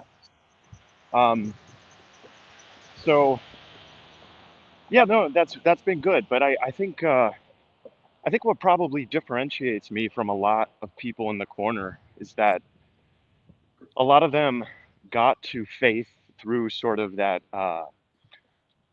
upward. I don't want to say logically building themselves into faith, Mm, but but it was like a slow and steady process where they're extrapolating what they've learned from PVK and what they've learned from Peugeot and so on. Whereas for me, it was much more like, oh man, I'm in the dumps. Like this is not good. If I keep yeah. going this way, like this is not going to be good. And then I don't know what else to call it. I experienced a miracle. You know, I experienced something that if you told me the day before was possible without drugs, I would have said no way. It's that doesn't happen without drugs. And then once my frame, let's say that frame was shattered, so then I go into the desert, but it's like it's the way you the way you can only see God from behind. It's like, okay, Mm, if I start following this pattern, let's say, if I start embodying this pattern, and my life is just better. And not only, it's not about my life so much as like the ripples I'm sending out into the world are way better. And I can only see those ripples in retrospect, but it's like like what am I gonna do? Am I gonna say, oh, that was just luck and that was just me being good? It's like, no. Like there's no way I'm committing that hubris again. There's no way. yeah. No, I totally feel you. So you essentially have no kind of parental or family tension over your becoming Catholic. No, Yeah. no. I mean, I'm starting to get much more involved in my local church, like a lot. And there might be more tension just over that because even and it, there is, I'm saying there might be tension in the future over that Yeah. just because of the time sink. Because if push comes to shove, what I'm sacrificing first is TLC. Like no offense Yeah. to Yeah. everybody in TLC, uh, Yeah. but you know the Catholic Church in the New Orleans area, we're going through rough times. Like there's 18 churches that are closing, and because you got to think of this as like an overwhelmingly Catholic Yeah. area, but it's probably about 30 to 50 years behind where like Quebec was Yeah. with Pajot talking about Quebec's Uh-huh. Catholic collapse. Yep. And so things down here they tend to move a little bit slower, but we're the tail end of the dog, whereas TLC is like the nose end of the dog. And I'm trying to connect the nose to the tail, so to speak. Yeah. Yeah, no, that makes sense. And I mean it's probably the American aspect of the Catholicism down there is like America's just more uh it's the Protestant aspect of it is more traditionally, at least in American, religious or conservative or whatever. Like that's that it's making you hold on more than Canada or Europe or something. Um, yeah, Yeah, that, but there's definitely a meaning crisis down here too. I mean, you know, drugs and alcohol and the whole bit, you know, the whole nine well, dude, yards. So it's all there. that's the thing is like there's meaning. Everybody, whether consciously or unconsciously, is going through some degree of the meaning crisis of like, what am I doing, or discontentment, or affluenza, or money's not satisfying. It's like the modernity, the way that Shari spoke about it last night in that thing, it truly is. I don't know. It's really helpful for me to understand it. It's like it's so helpful to hear other people say in their own words things that you think because it helps you understand what you already think better. And what Shari was just talking about is like disenchantment of how that leads to the disintegration of the body and the spirit leaves and then everybody leaves because this once the spirit is gone, then the multiplicity just starts to splinter. Of course, that's just how things work, and that's the disenchantment. I think religion, I would argue Christianity in America, like propositional confessional Christianity, is just it the spirit's gone and it's just like happening slowly. Catholicism will maybe happen first. And then, because my parents and I have this conversation all the time because they go to like a Southern Baptist church and they're like, ours is growing. Like it's just, it's doing well. It's what's up, McMo? What up? And Can they'll you hear just me be like, good? our church is healthy. It's growing. It's good. We're having lots of kids. I don't know. I try to suspend my own judgment and I'm like, yeah, I don't think it'll be there in 50 years. I just don't think it will. But, God bless you. Yeah, my parents go to the same evangelical megachurch that I got fired from, and so it's kind of interesting talking to them because there's certainly like an elephant in the room, Yeah. but they definitely kind of are saying the same things you were just talking about. Like we're growing, But then my dad also, because my dad's super pessimistic, probably more than me even, but he's like, no, it's a completely different church. Like all of the problems that were there when you were there, bud, are no longer there. So you can come on back whenever you're ready, kind of a thing. And that's hard. That's not so easy, especially when you're hanging out with so many ortho bros on the internet. It's like, yeah. What does this megachurch have to say about St. Maximus? So the idea I came on because I wanted to put past you guys is like, what's the relationship between rescuing your father from the belly of the beast when, like, because it's interesting that we were talking about dads, because like so much of this little corner is kind of like a wrestling with, I think, not so much of it's wrestling with it's daddy issues, and a lot like your home, like the church you were raised in, that you somehow like deconstruct from or fall away from or whatever.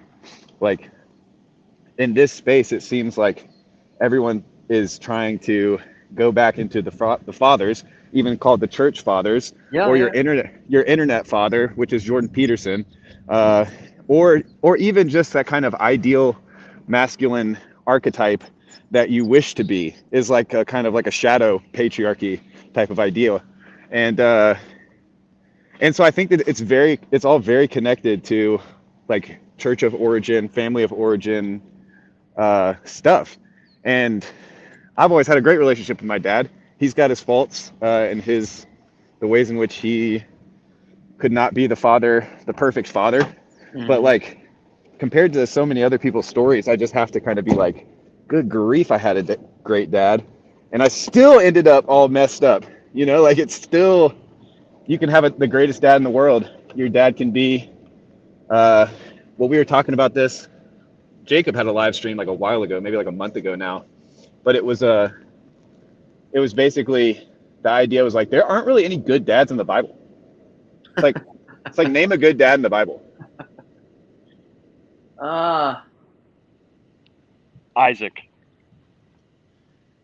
He played favorites. I thought that was his wife. Well, but he went along with it.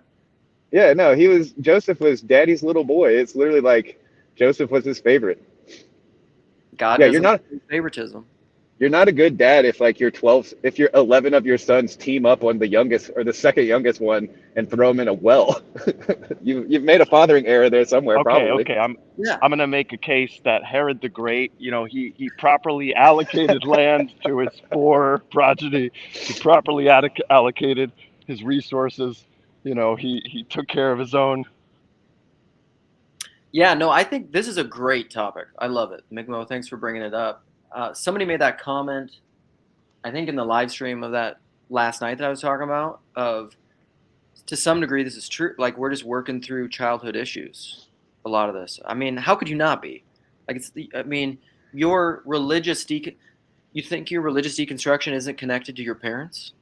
Of course it is, Well, and I've been wrestling even with that language of deconstruction, because there was a time in my life where I would have said like, oh yeah, I'm deconstructing right now. Yeah. But then now if I look back at my life, I'm like, I don't think I really even deconstructed anything. I don't think I took apart no. anything. Dude, well, that's like that. I've mentioned this a bunch, but really, when what's the guy's name? Nate spoke with those 2 guys about Bulgakov in that conversation. The way that he talks about deconstruction is perfect, because he's just like, and it's very in line with my Polanyi quote that I like to do all the time. Doubt is just belief. Doubt is belief in not that. So he's like, if you're talking about deconstruction, it's just like the progression and evolution and maturity of your faith, then cool. But most people think of deconstruction as like a loss of faith. That's not what it is. So yeah, I think some people. Yeah. Yeah. Don't you think it's not popularly used? Paul, can you name a good father figure in the Bible? People would argue Jesse? Joseph, but we know almost nothing of him. Oh. Jesse, maybe? Yeah. David's dad? Father. What's that? Jesse? Yeah, David's dad comes to mind. I can't think of anything blaringly bad that he did. Left David in the field. Yeah, we don't know a lot about him either. Yeah. Yeah, Well, left him in the wilderness to the fend for fathers we know a himself. lot about, not a good track record. David himself, one of the worst fathers of the Bible. Samuel, probably not a good father. Eli, probably not a good father. I mean, there's this tradition in the Old Testament about, really important fathers and the fall of their sons. I mean, Solomon didn't turn out that well. Rehoboam was an idiot. No, it's true. Joseph, man, Joseph and Mary. I hate to say Hey. it, but Yeah. old Well, Saint yeah, Joe. Yeah, Yeah, that's true. That's probably the one. A great father. I thought of him too, but Jacob was never going to accept that. Well, we know nothing about Joseph. I mean, that's one of the things, except he was a good man. But beyond that, from the Bible, we know nothing of Joseph. And I'm sure there was plenty of fan fiction written about Joseph. Listen, I've seen the movie The Nativity, and he looks like a great guy. So. Well, and it's interesting too. Oh, sorry, go ahead. No, go ahead. Well, I was just going to say it's interesting too, to bring the other TLC mainstay Sam into the equation. It's like the idea of the Old Testament God being God the Father, quote unquote. It's like maybe we call him that because it's a definition by contrast kind of a thing. It's like what all of these guys have failed at. There was this overarching success in the whole narrative is God kind of fathered reality, or fathered the narrative arc of the children of Israel. I don't know, just trying to somehow connect it. It's I loved listening to you this morning, Luke. It was so good, and I even think about my father.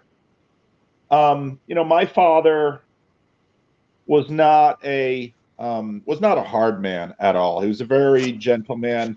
My grandfather, very kind and gentle man. My father was a big man, and worked on farms and stuff. So very strong, could be very physical, but of course his job wasn't. But there are other ways in which my father, in terms of paying attention to his children, mom carried the load.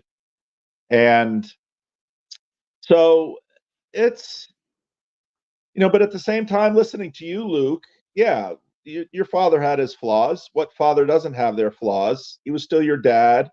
You still loved him. And some of the really interesting contradictions that are in you are because of him. Totally. Yeah. And you wouldn't be anywhere near as interesting a person as you are if it weren't for him. You're a very interesting person. You really are. I wouldn't keep watching these live streams if you weren't an interesting person. He's in my top 5. I think, yeah. Well, part of that is because I said once in one of these little corner conversations that, because I was trying to explain my parents' relationship, because I have no idea how they got together. But I mean, besides that, they were in the same vicinity. Like my mom was working, helping the iron workers in Wyoming, and that's where they met. And somebody said, Nate said, like, my dad's older. My dad's like 10 years older than my mom, actually. And I'm sure she was very young, and he was like, a stud. Like he was just a jacked, wild man kind of stuff. And I think that's how they ended up together. And it wasn't, and my parents have had a complicated relationship that I don't want to air all out here. But I said something like, I have no idea. It's so weird. I can't explain how you put two people like that together and how it works. But like, that's how you end up with somebody like me. Yeah. Did you read Matthew McConaughey's Green Lights? No, I haven't, but I've heard him talk about it a bunch.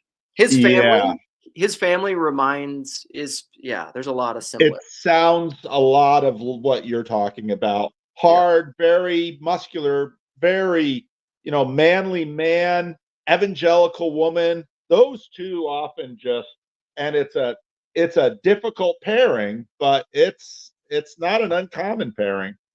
Dude, my dad is such a baller. Like, I'll just tell another story about how tough he is.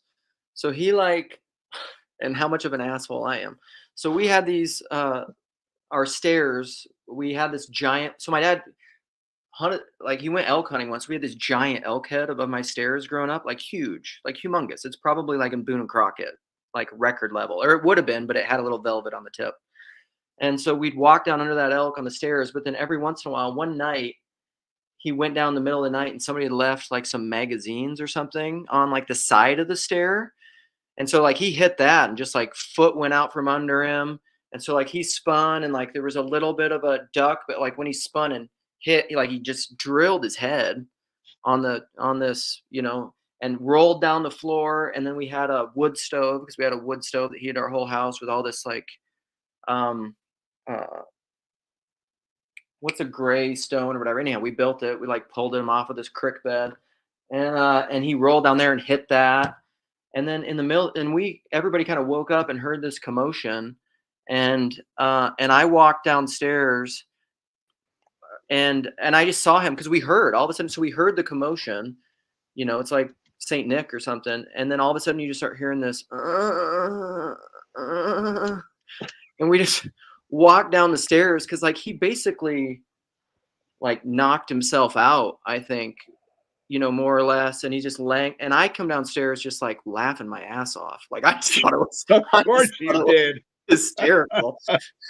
And you were Moses' son that got cursed. Oh man. And then so it wasn't exactly this story, but I think his knee once got kicked by a cow and just kept and like ballooned up. So it was like collecting fluid. And it got to the point where like he couldn't walk, he couldn't move it. And he's like, well, and we like didn't go to the doctor because we didn't have money and stuff. So then he just took like a cattle syringe and just like himself just like stuck the syringe in his knee, and he would just pull off the fluid from his knee so that he could like bend it so he could go back out and work. And he'd almost like pass out. Dude's just a baller. Yeah. Sorry. And no, my father's parents had a similar dynamic. Sorry, everyone. No, that's good. Hard men, man. I'm gonna go back on mute. Well, and it was life. My father also grew up out in the prairies and in farm country. Now, his father was a preacher, but as a young man, you work on farms, and so it's just hard physical work. Have you seen Tough as Nails on Paramount Plus? Uh-uh. My wife and I are almost done. We've been binging it.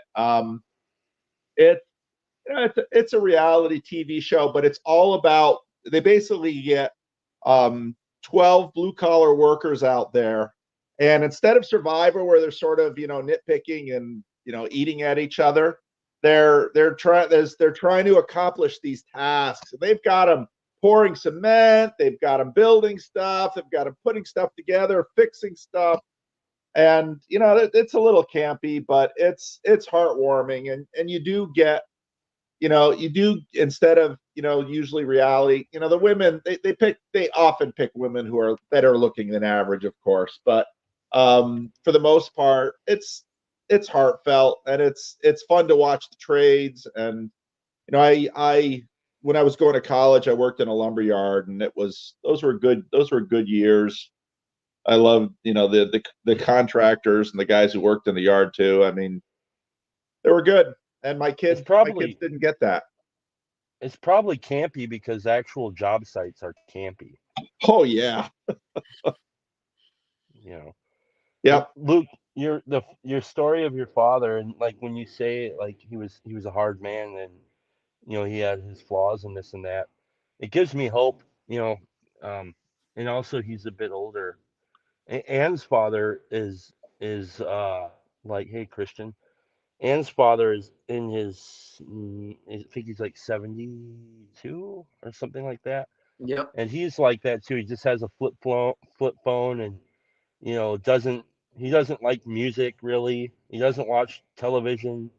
And these guys are like, it gives me hope.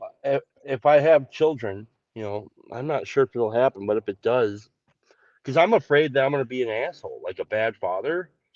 Because I have like this bad temper, and that's one of the primary concerns. Chad, you're gonna be a lot like me, I think, because I have a bad temper too, which came out the other day. People got to see that and the just chatting. I don't. But part of that's my dad too. Like my dad he would have it in regards to work. Like he had no tolerance for people that weren't working their ass off. I have no tolerance for people that aren't working their ass off relationally.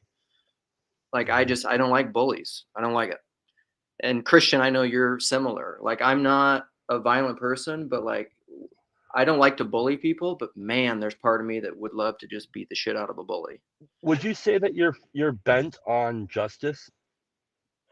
Yeah, it just depends Injustice? on Yeah. it's not even, I mean, that's a tricky word in these little corners, obviously, but I'm very I don't like people that take advantage of perceived weakness or vulnerability or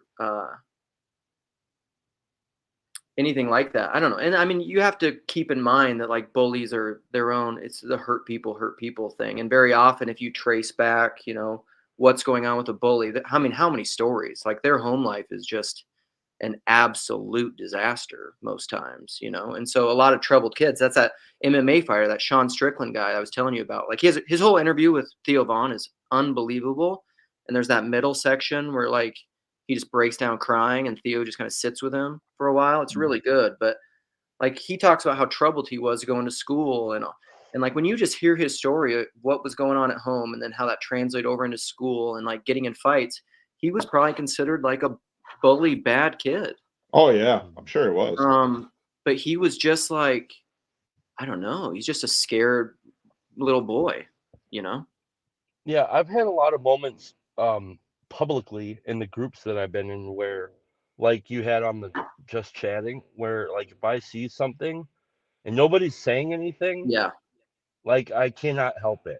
Yeah, What will happen is I have like this voice that comes in and be like, dude, just let this go because you're not the sheriff. And then I'm like, dude, shut the up because I'm gonna smash this shit right now. And then I do it, and then I feel terrible for it. Yes, Chad, we're like the same people in so many ways because I'm that way too. Because I'm often thinking like, okay, there's not a lot of women in this space because women would never put themselves in this kind of situation the way that all y'all are talking. There's a lot of guys who wouldn't put themselves in this situation because of the way you're talking. There's a lot of people who have a certain temperament that would never stand up to you. I have first percentile politeness.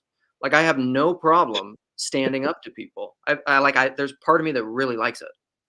But yet, yeah, but then afterwards, then my neurotic 88th percentile compassion, same as you, feels bad. Like I shouldn't have said anything. And then I should immediately go back and apologize. And they're like, duh. And then I was talking to people afterwards, after that whole thing. I was talking to Cal and Jason. Like I should go apologize. And they're like, no. They said no. Yeah. No, I'm right there with you. No. It's and part of it's part of it's the male-female thing because the bullying thing is interesting in schools which are predominantly run by women. It's like, okay, no bullying, but part of the difficulty is that on one hand no bullying, but on the other hand also no whining. Yeah. What you said about your father with the jackrabbit, that's hilarious. And no whining, oh, but no. We're not going to have you bully, but we're not going to have you whine either. And, and like you say, Chad, in a lumber yard, boy, you start whining. Yeah. That's the stupidest thing you could do is start to whine because everybody's just going to pile on your misery. Dude, and that's such a thing for me. Like so you were talking about being a dad, Chad. So here's the positive that from my experience, if somebody has older kids, they'll work that out. That's been a struggle with my own kids because there are things that my kids have done, and I don't know, what came first, the chicken or the egg. I don't know. Like, is it just cultural? Is it part of the fact that we're not as poor as I grew up? There was just my dad had no tolerance for wine. None of me or my siblings would ever whine to my dad. Like you can't even imagine. We were scared of him. You're not gonna whine to something you're scared of. Like he'll be like, we're gonna go fencing all day. Are you kidding me? You're tired? You're gonna go dig post holes all day. Like it wouldn't even. But like my kids have said stuff to me where I'm just like, it puts me in this place of where like I don't I don't know how to respond to it because I'm just like, if you'd have said that to my dad, he might have killed you. Well, I don't even know how to compute what you're saying to me right now.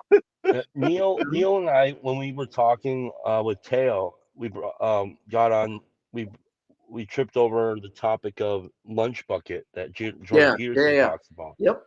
And that's such a tricky topic because, like, I very much identified with the lunch bucket character, and you know, like, and it's so hard because, like, you know, like Paul, you just said, like, no whining, but it's like it's hard not to whine if you have a pattern of whining, you know, and like and so learning how to banter is not easy, and especially if you have patterns of perceived injustice for a long portion of your life. So it's hard to just like talk yourself into like banter does not come easy to me.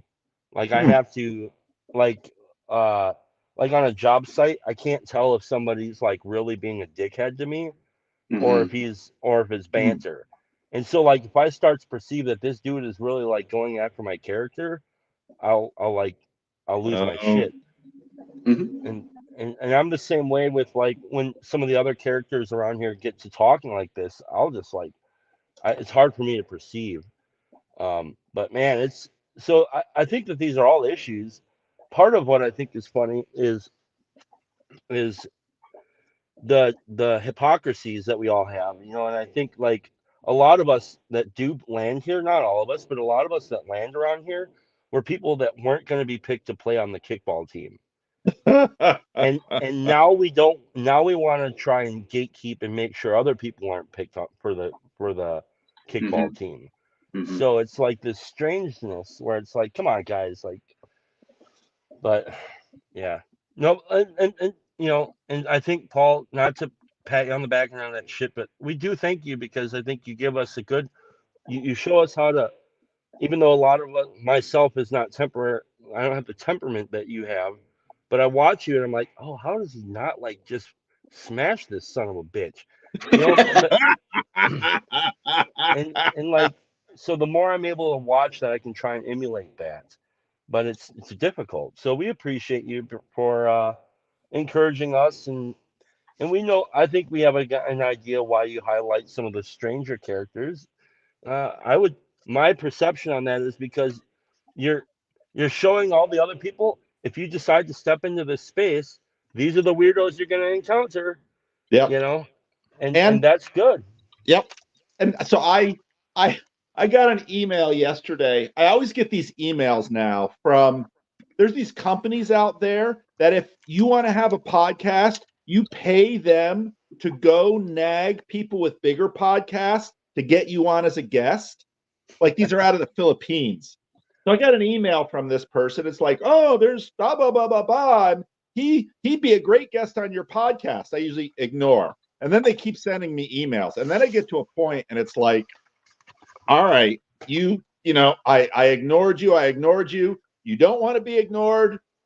All right, I'm going to tell you exactly why your person is never going to be in my podcast. And, you know, I did this once to a telemarketer at church because we get these telemarketing calls at church phone all the time because you had to pick up the phone because it's a church and you get these telemarketers. And I once made a telemarketer cry, and it was a Christian organization. And her boss called me up and said, you call yourself a pastor? You just made this woman cry, because it was like, she was just pushing and pushing. And I thought, all right, I'm done with you. I'm taking off the gloves. And so, and people don't see that side of me because I don't do it much on the internet, but I got that side. And so this woman sent me another email, and it's like, I'm going to tell you exactly why I'm not responding to your email. So then the dude wrote me back. And he says, oh, I totally get it. I understand. I know I'm not Jordan Peterson. I know I'm not John Vervaeke. I know I'm not Grim Grizz. And then I said, if you know Grim Grizz, I will let you on. Because if you don't understand Grim Grizz, there's something essential about this corner that you do not understand. And it's the same with the Freddie and Paul show. And that's why we suffer certain fools. You know, every now and then there's a limit to our suffering, but we do suffer them. And but no, and that's why that's and I think that's, I mean, just listening to Luke's story today, you know, helps me. We so often know things we don't fully know. And listening to Luke's story today is like, this is why I love Luke. This is why I love Luke, because listen to a story. This is how he was formed, and this is why I love you, Chad. This is why I love Grizz. And I mean, you guys were formed in a certain kind of crucible that I totally understand. And Peterson the same way. I mean, even though he was a son of a school teacher, yada yada yada, he at least had that experience and developed those sensibilities. And I think this is deeply important. I think that's part of the reason why this corner is so masculine too. Mm-hmm. Well, we really like the Telos tea, and we really like to read the Telos tea leaves.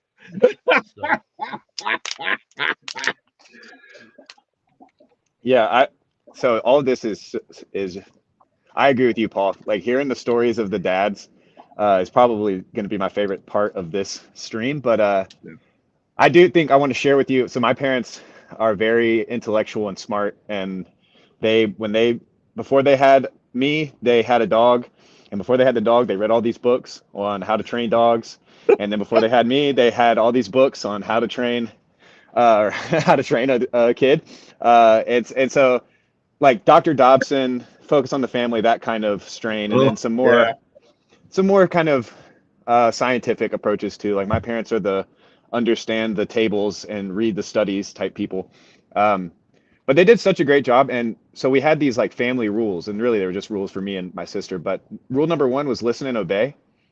And then rule number 2 was no whining. So it was kind of like, it was such a quick hand thing of like, you're breaking rule number 2. You know, and the shadow of that is if you want to raise a child to be able to go to their room and handle their own emotions privately, away from the family, then that's what you do. You know, you say, rub some dirt in it when they skin their knee. There's not a lot of emotional openness or tenderness, I guess. And so that's what I wanted to bring up to you guys was like, isn't there this kind of balance or tension, might we say, religio, between that idea of the tough men that our dads and grandfathers are and whatnot, and maybe the more emotionally tender and open side that I think Luke has displayed so well today. There's something, I don't know, like I'm tempted to say that the tender heart is better. Like, it's better to not be tough and to be hurt constantly, to be a man of sorrows. But there's also still something within me that's like, I want to be tough like my dad.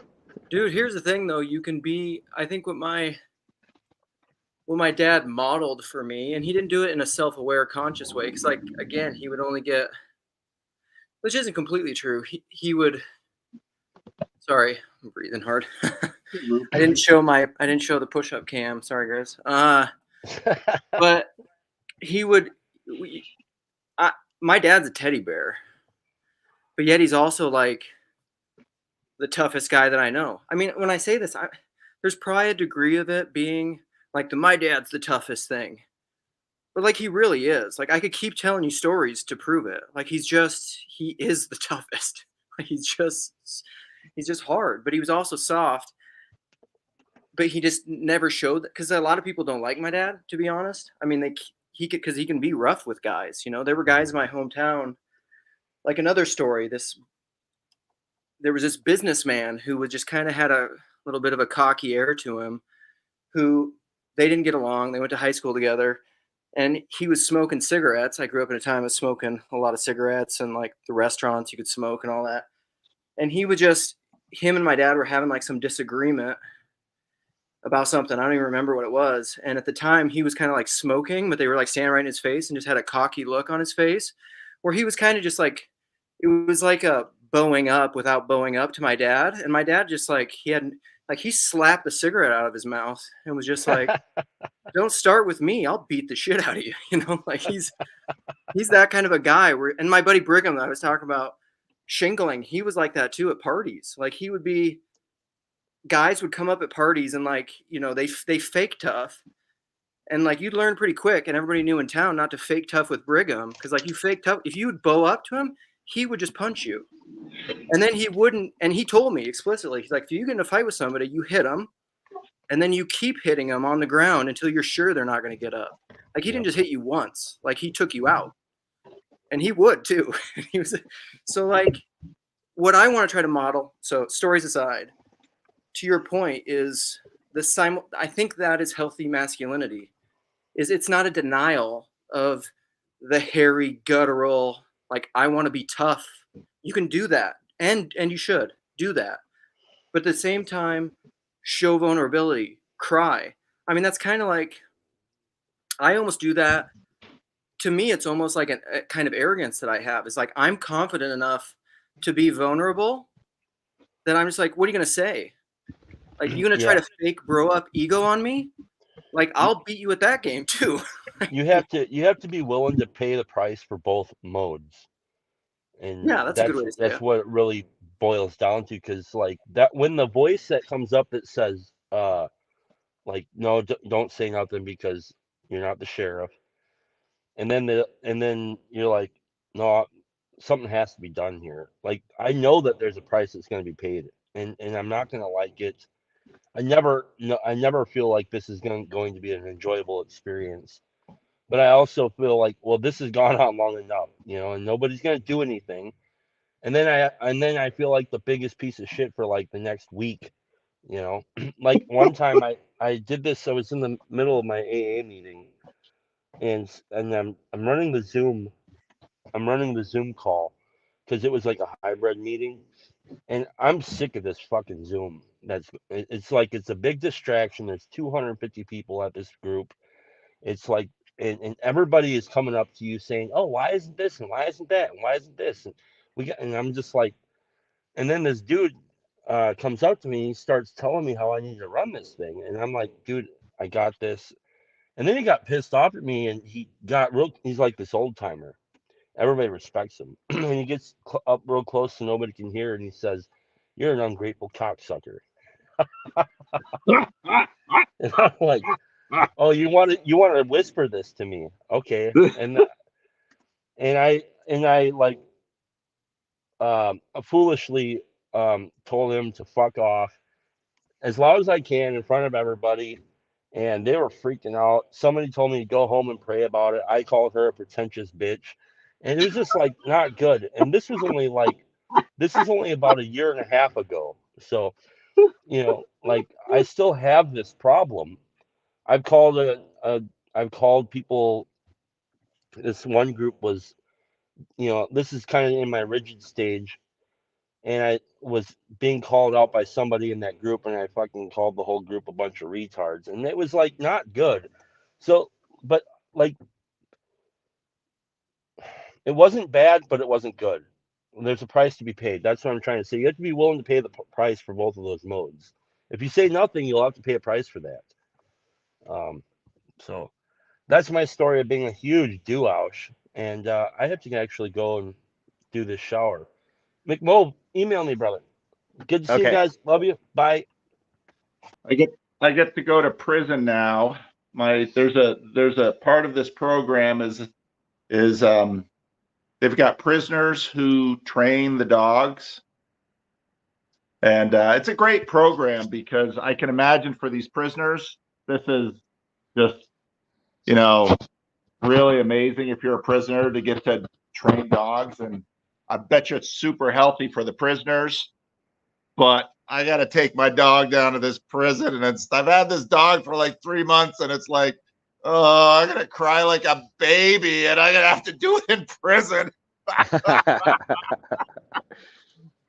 I tell you, if they're not good to my dog, I'm gonna have problems. I love my dog. You know, as long as it goes well, you can tell your elders that it was prison ministry. You know, That's right. That's right. Yeah. You know, the internet might be you might be, you know, letting a lot of stuff fall because of the TLC responsibilities, but you're still visiting the inmates, you know, in prison. So Yeah, I I had never let her do this. She's not supposed to, you know. Yeah, I know. You have no idea what's coming. You're going to be in jail for a month and a half.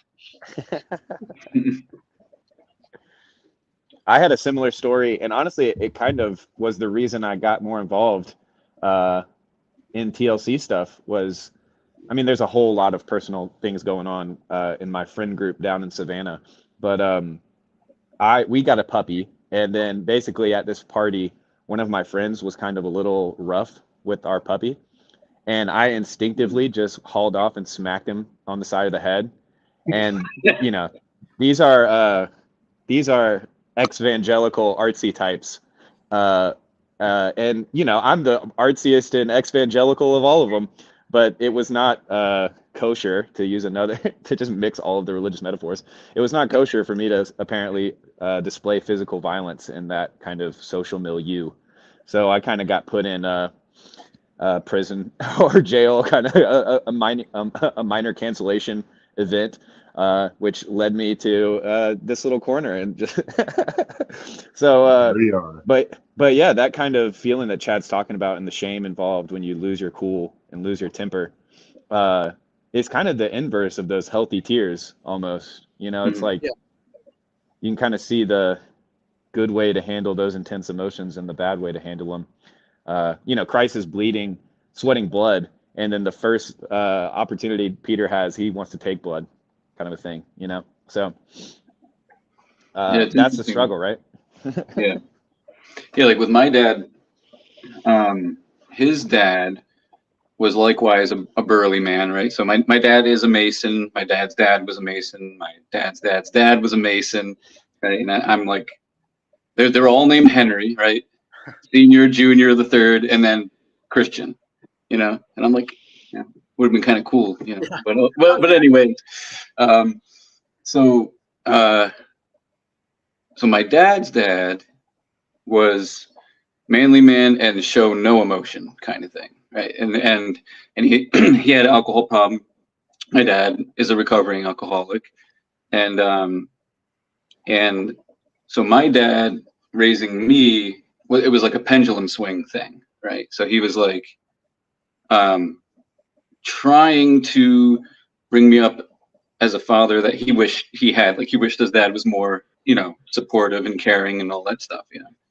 And but my dad, like, he couldn't not be a man at the same time, right? so he is this like teddy bear, but also masculine man. And it's the funniest thing because he's also a child. It's like people get a kick out of it. So usually on a job site, he's usually the foreman at this point now because he's like 60 something years old. So he's a foreman on a site. And you know, the guys, anyone who gets assigned to like his site loves working with my dad. They love it because he'll get stuff done. Like he's got that work ethic thing. Like you better be on time. You better be working. Like when I was like 13 or whatever, and I first went on a job site with him, and I made the mistake of putting my hands in my pockets while I was waiting for the next thing to do. He was like, you playing pocket pool? Like, what are you doing? You know? I'm like, huh? I don't know, you know, because all I knew was my teddy bear. You know, all I knew was that side of him. So then when I got to actually get out in the field with him, I'm like, oh, like it was scary, but at the same time, I was like, yeah, my dad really is a badass. Like this is great, you know. And there was a time, I think I was 16 at this point. We were actually he was with the union at that time. So I was illegally on a union site, 16, and I was always ever just a laborer, right? So I would get the block, get the brick, mix the mortar, you know, all that kind of stuff. And I was shoveling mortar from a wheelbarrow up into people's mortar pans. They were just like one scaffolding level up, so it wasn't like, didn't make sense obviously to like grab mud, climb up there. So there's a technique you can use, and but at 16 years old you don't quite have the technique, you know, down too well. And so I splashed the one guy, right?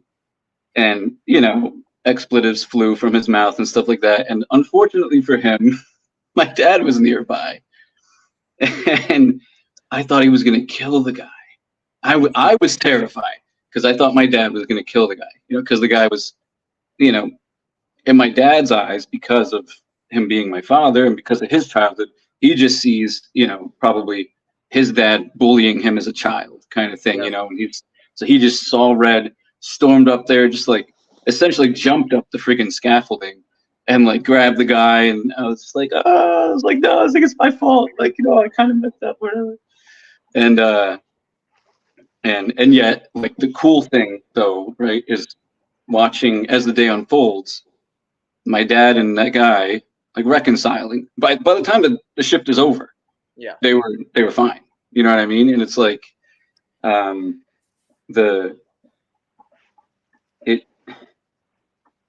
that kind of sticks with me.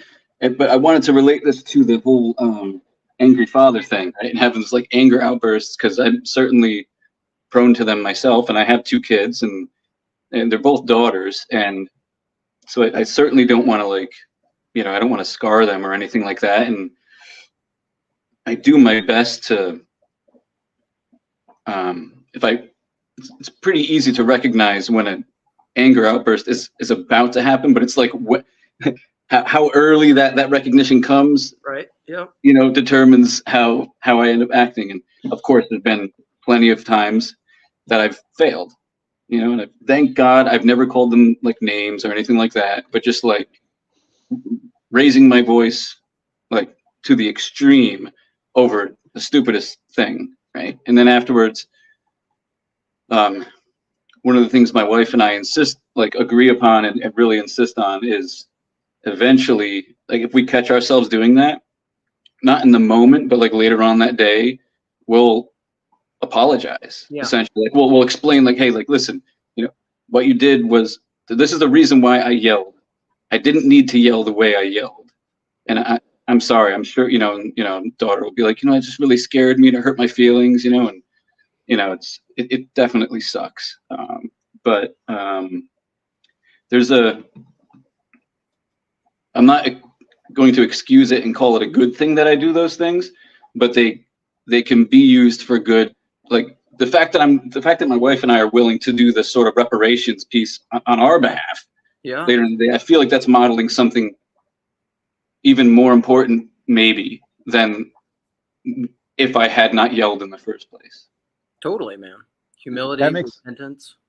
That makes me think something that I think Luke is really going to like, which is that, like, I think in all of these stories, you have the strength of the father being the weakness of the father, or the weakness of the father being the father's strength. Mm-hmm. That kind of coincidence of opposites, the juicy girl country stuff. But yeah, because I get this sense when you hear all these stories from everyone's dad that, like, you really are getting a piece of them. Like, we understand ourselves by thinking about how we were raised. And so when you hear stories of the types of people that raised the person you're talking to, it's like this instant depth of personal knowing. It's very, very interesting. Oh, for sure. I mean, that's all tied to the little corner stuff and randos and PVK's thing. You have to, and my personalist knowing, like, this has happened to me a lot, because my first impressions with people are usually much different than my long-standing relationships with people. Like, I usually come across in a way that is very different than people who've known me a long time. But that's because you don't know me at all. You're judging a book by its cover, but like, you got to read the book. You got to know the person.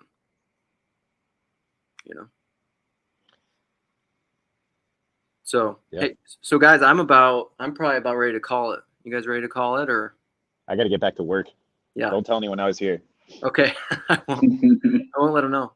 But thank you. Yeah. See, Almond Tree knows. Jason, I come across cool at first, but then. All right. Thank you for coming. I guess this just turned out to be dad talk, but anyhow, it's good. Peace out, guys. My dad could beat up all your dads.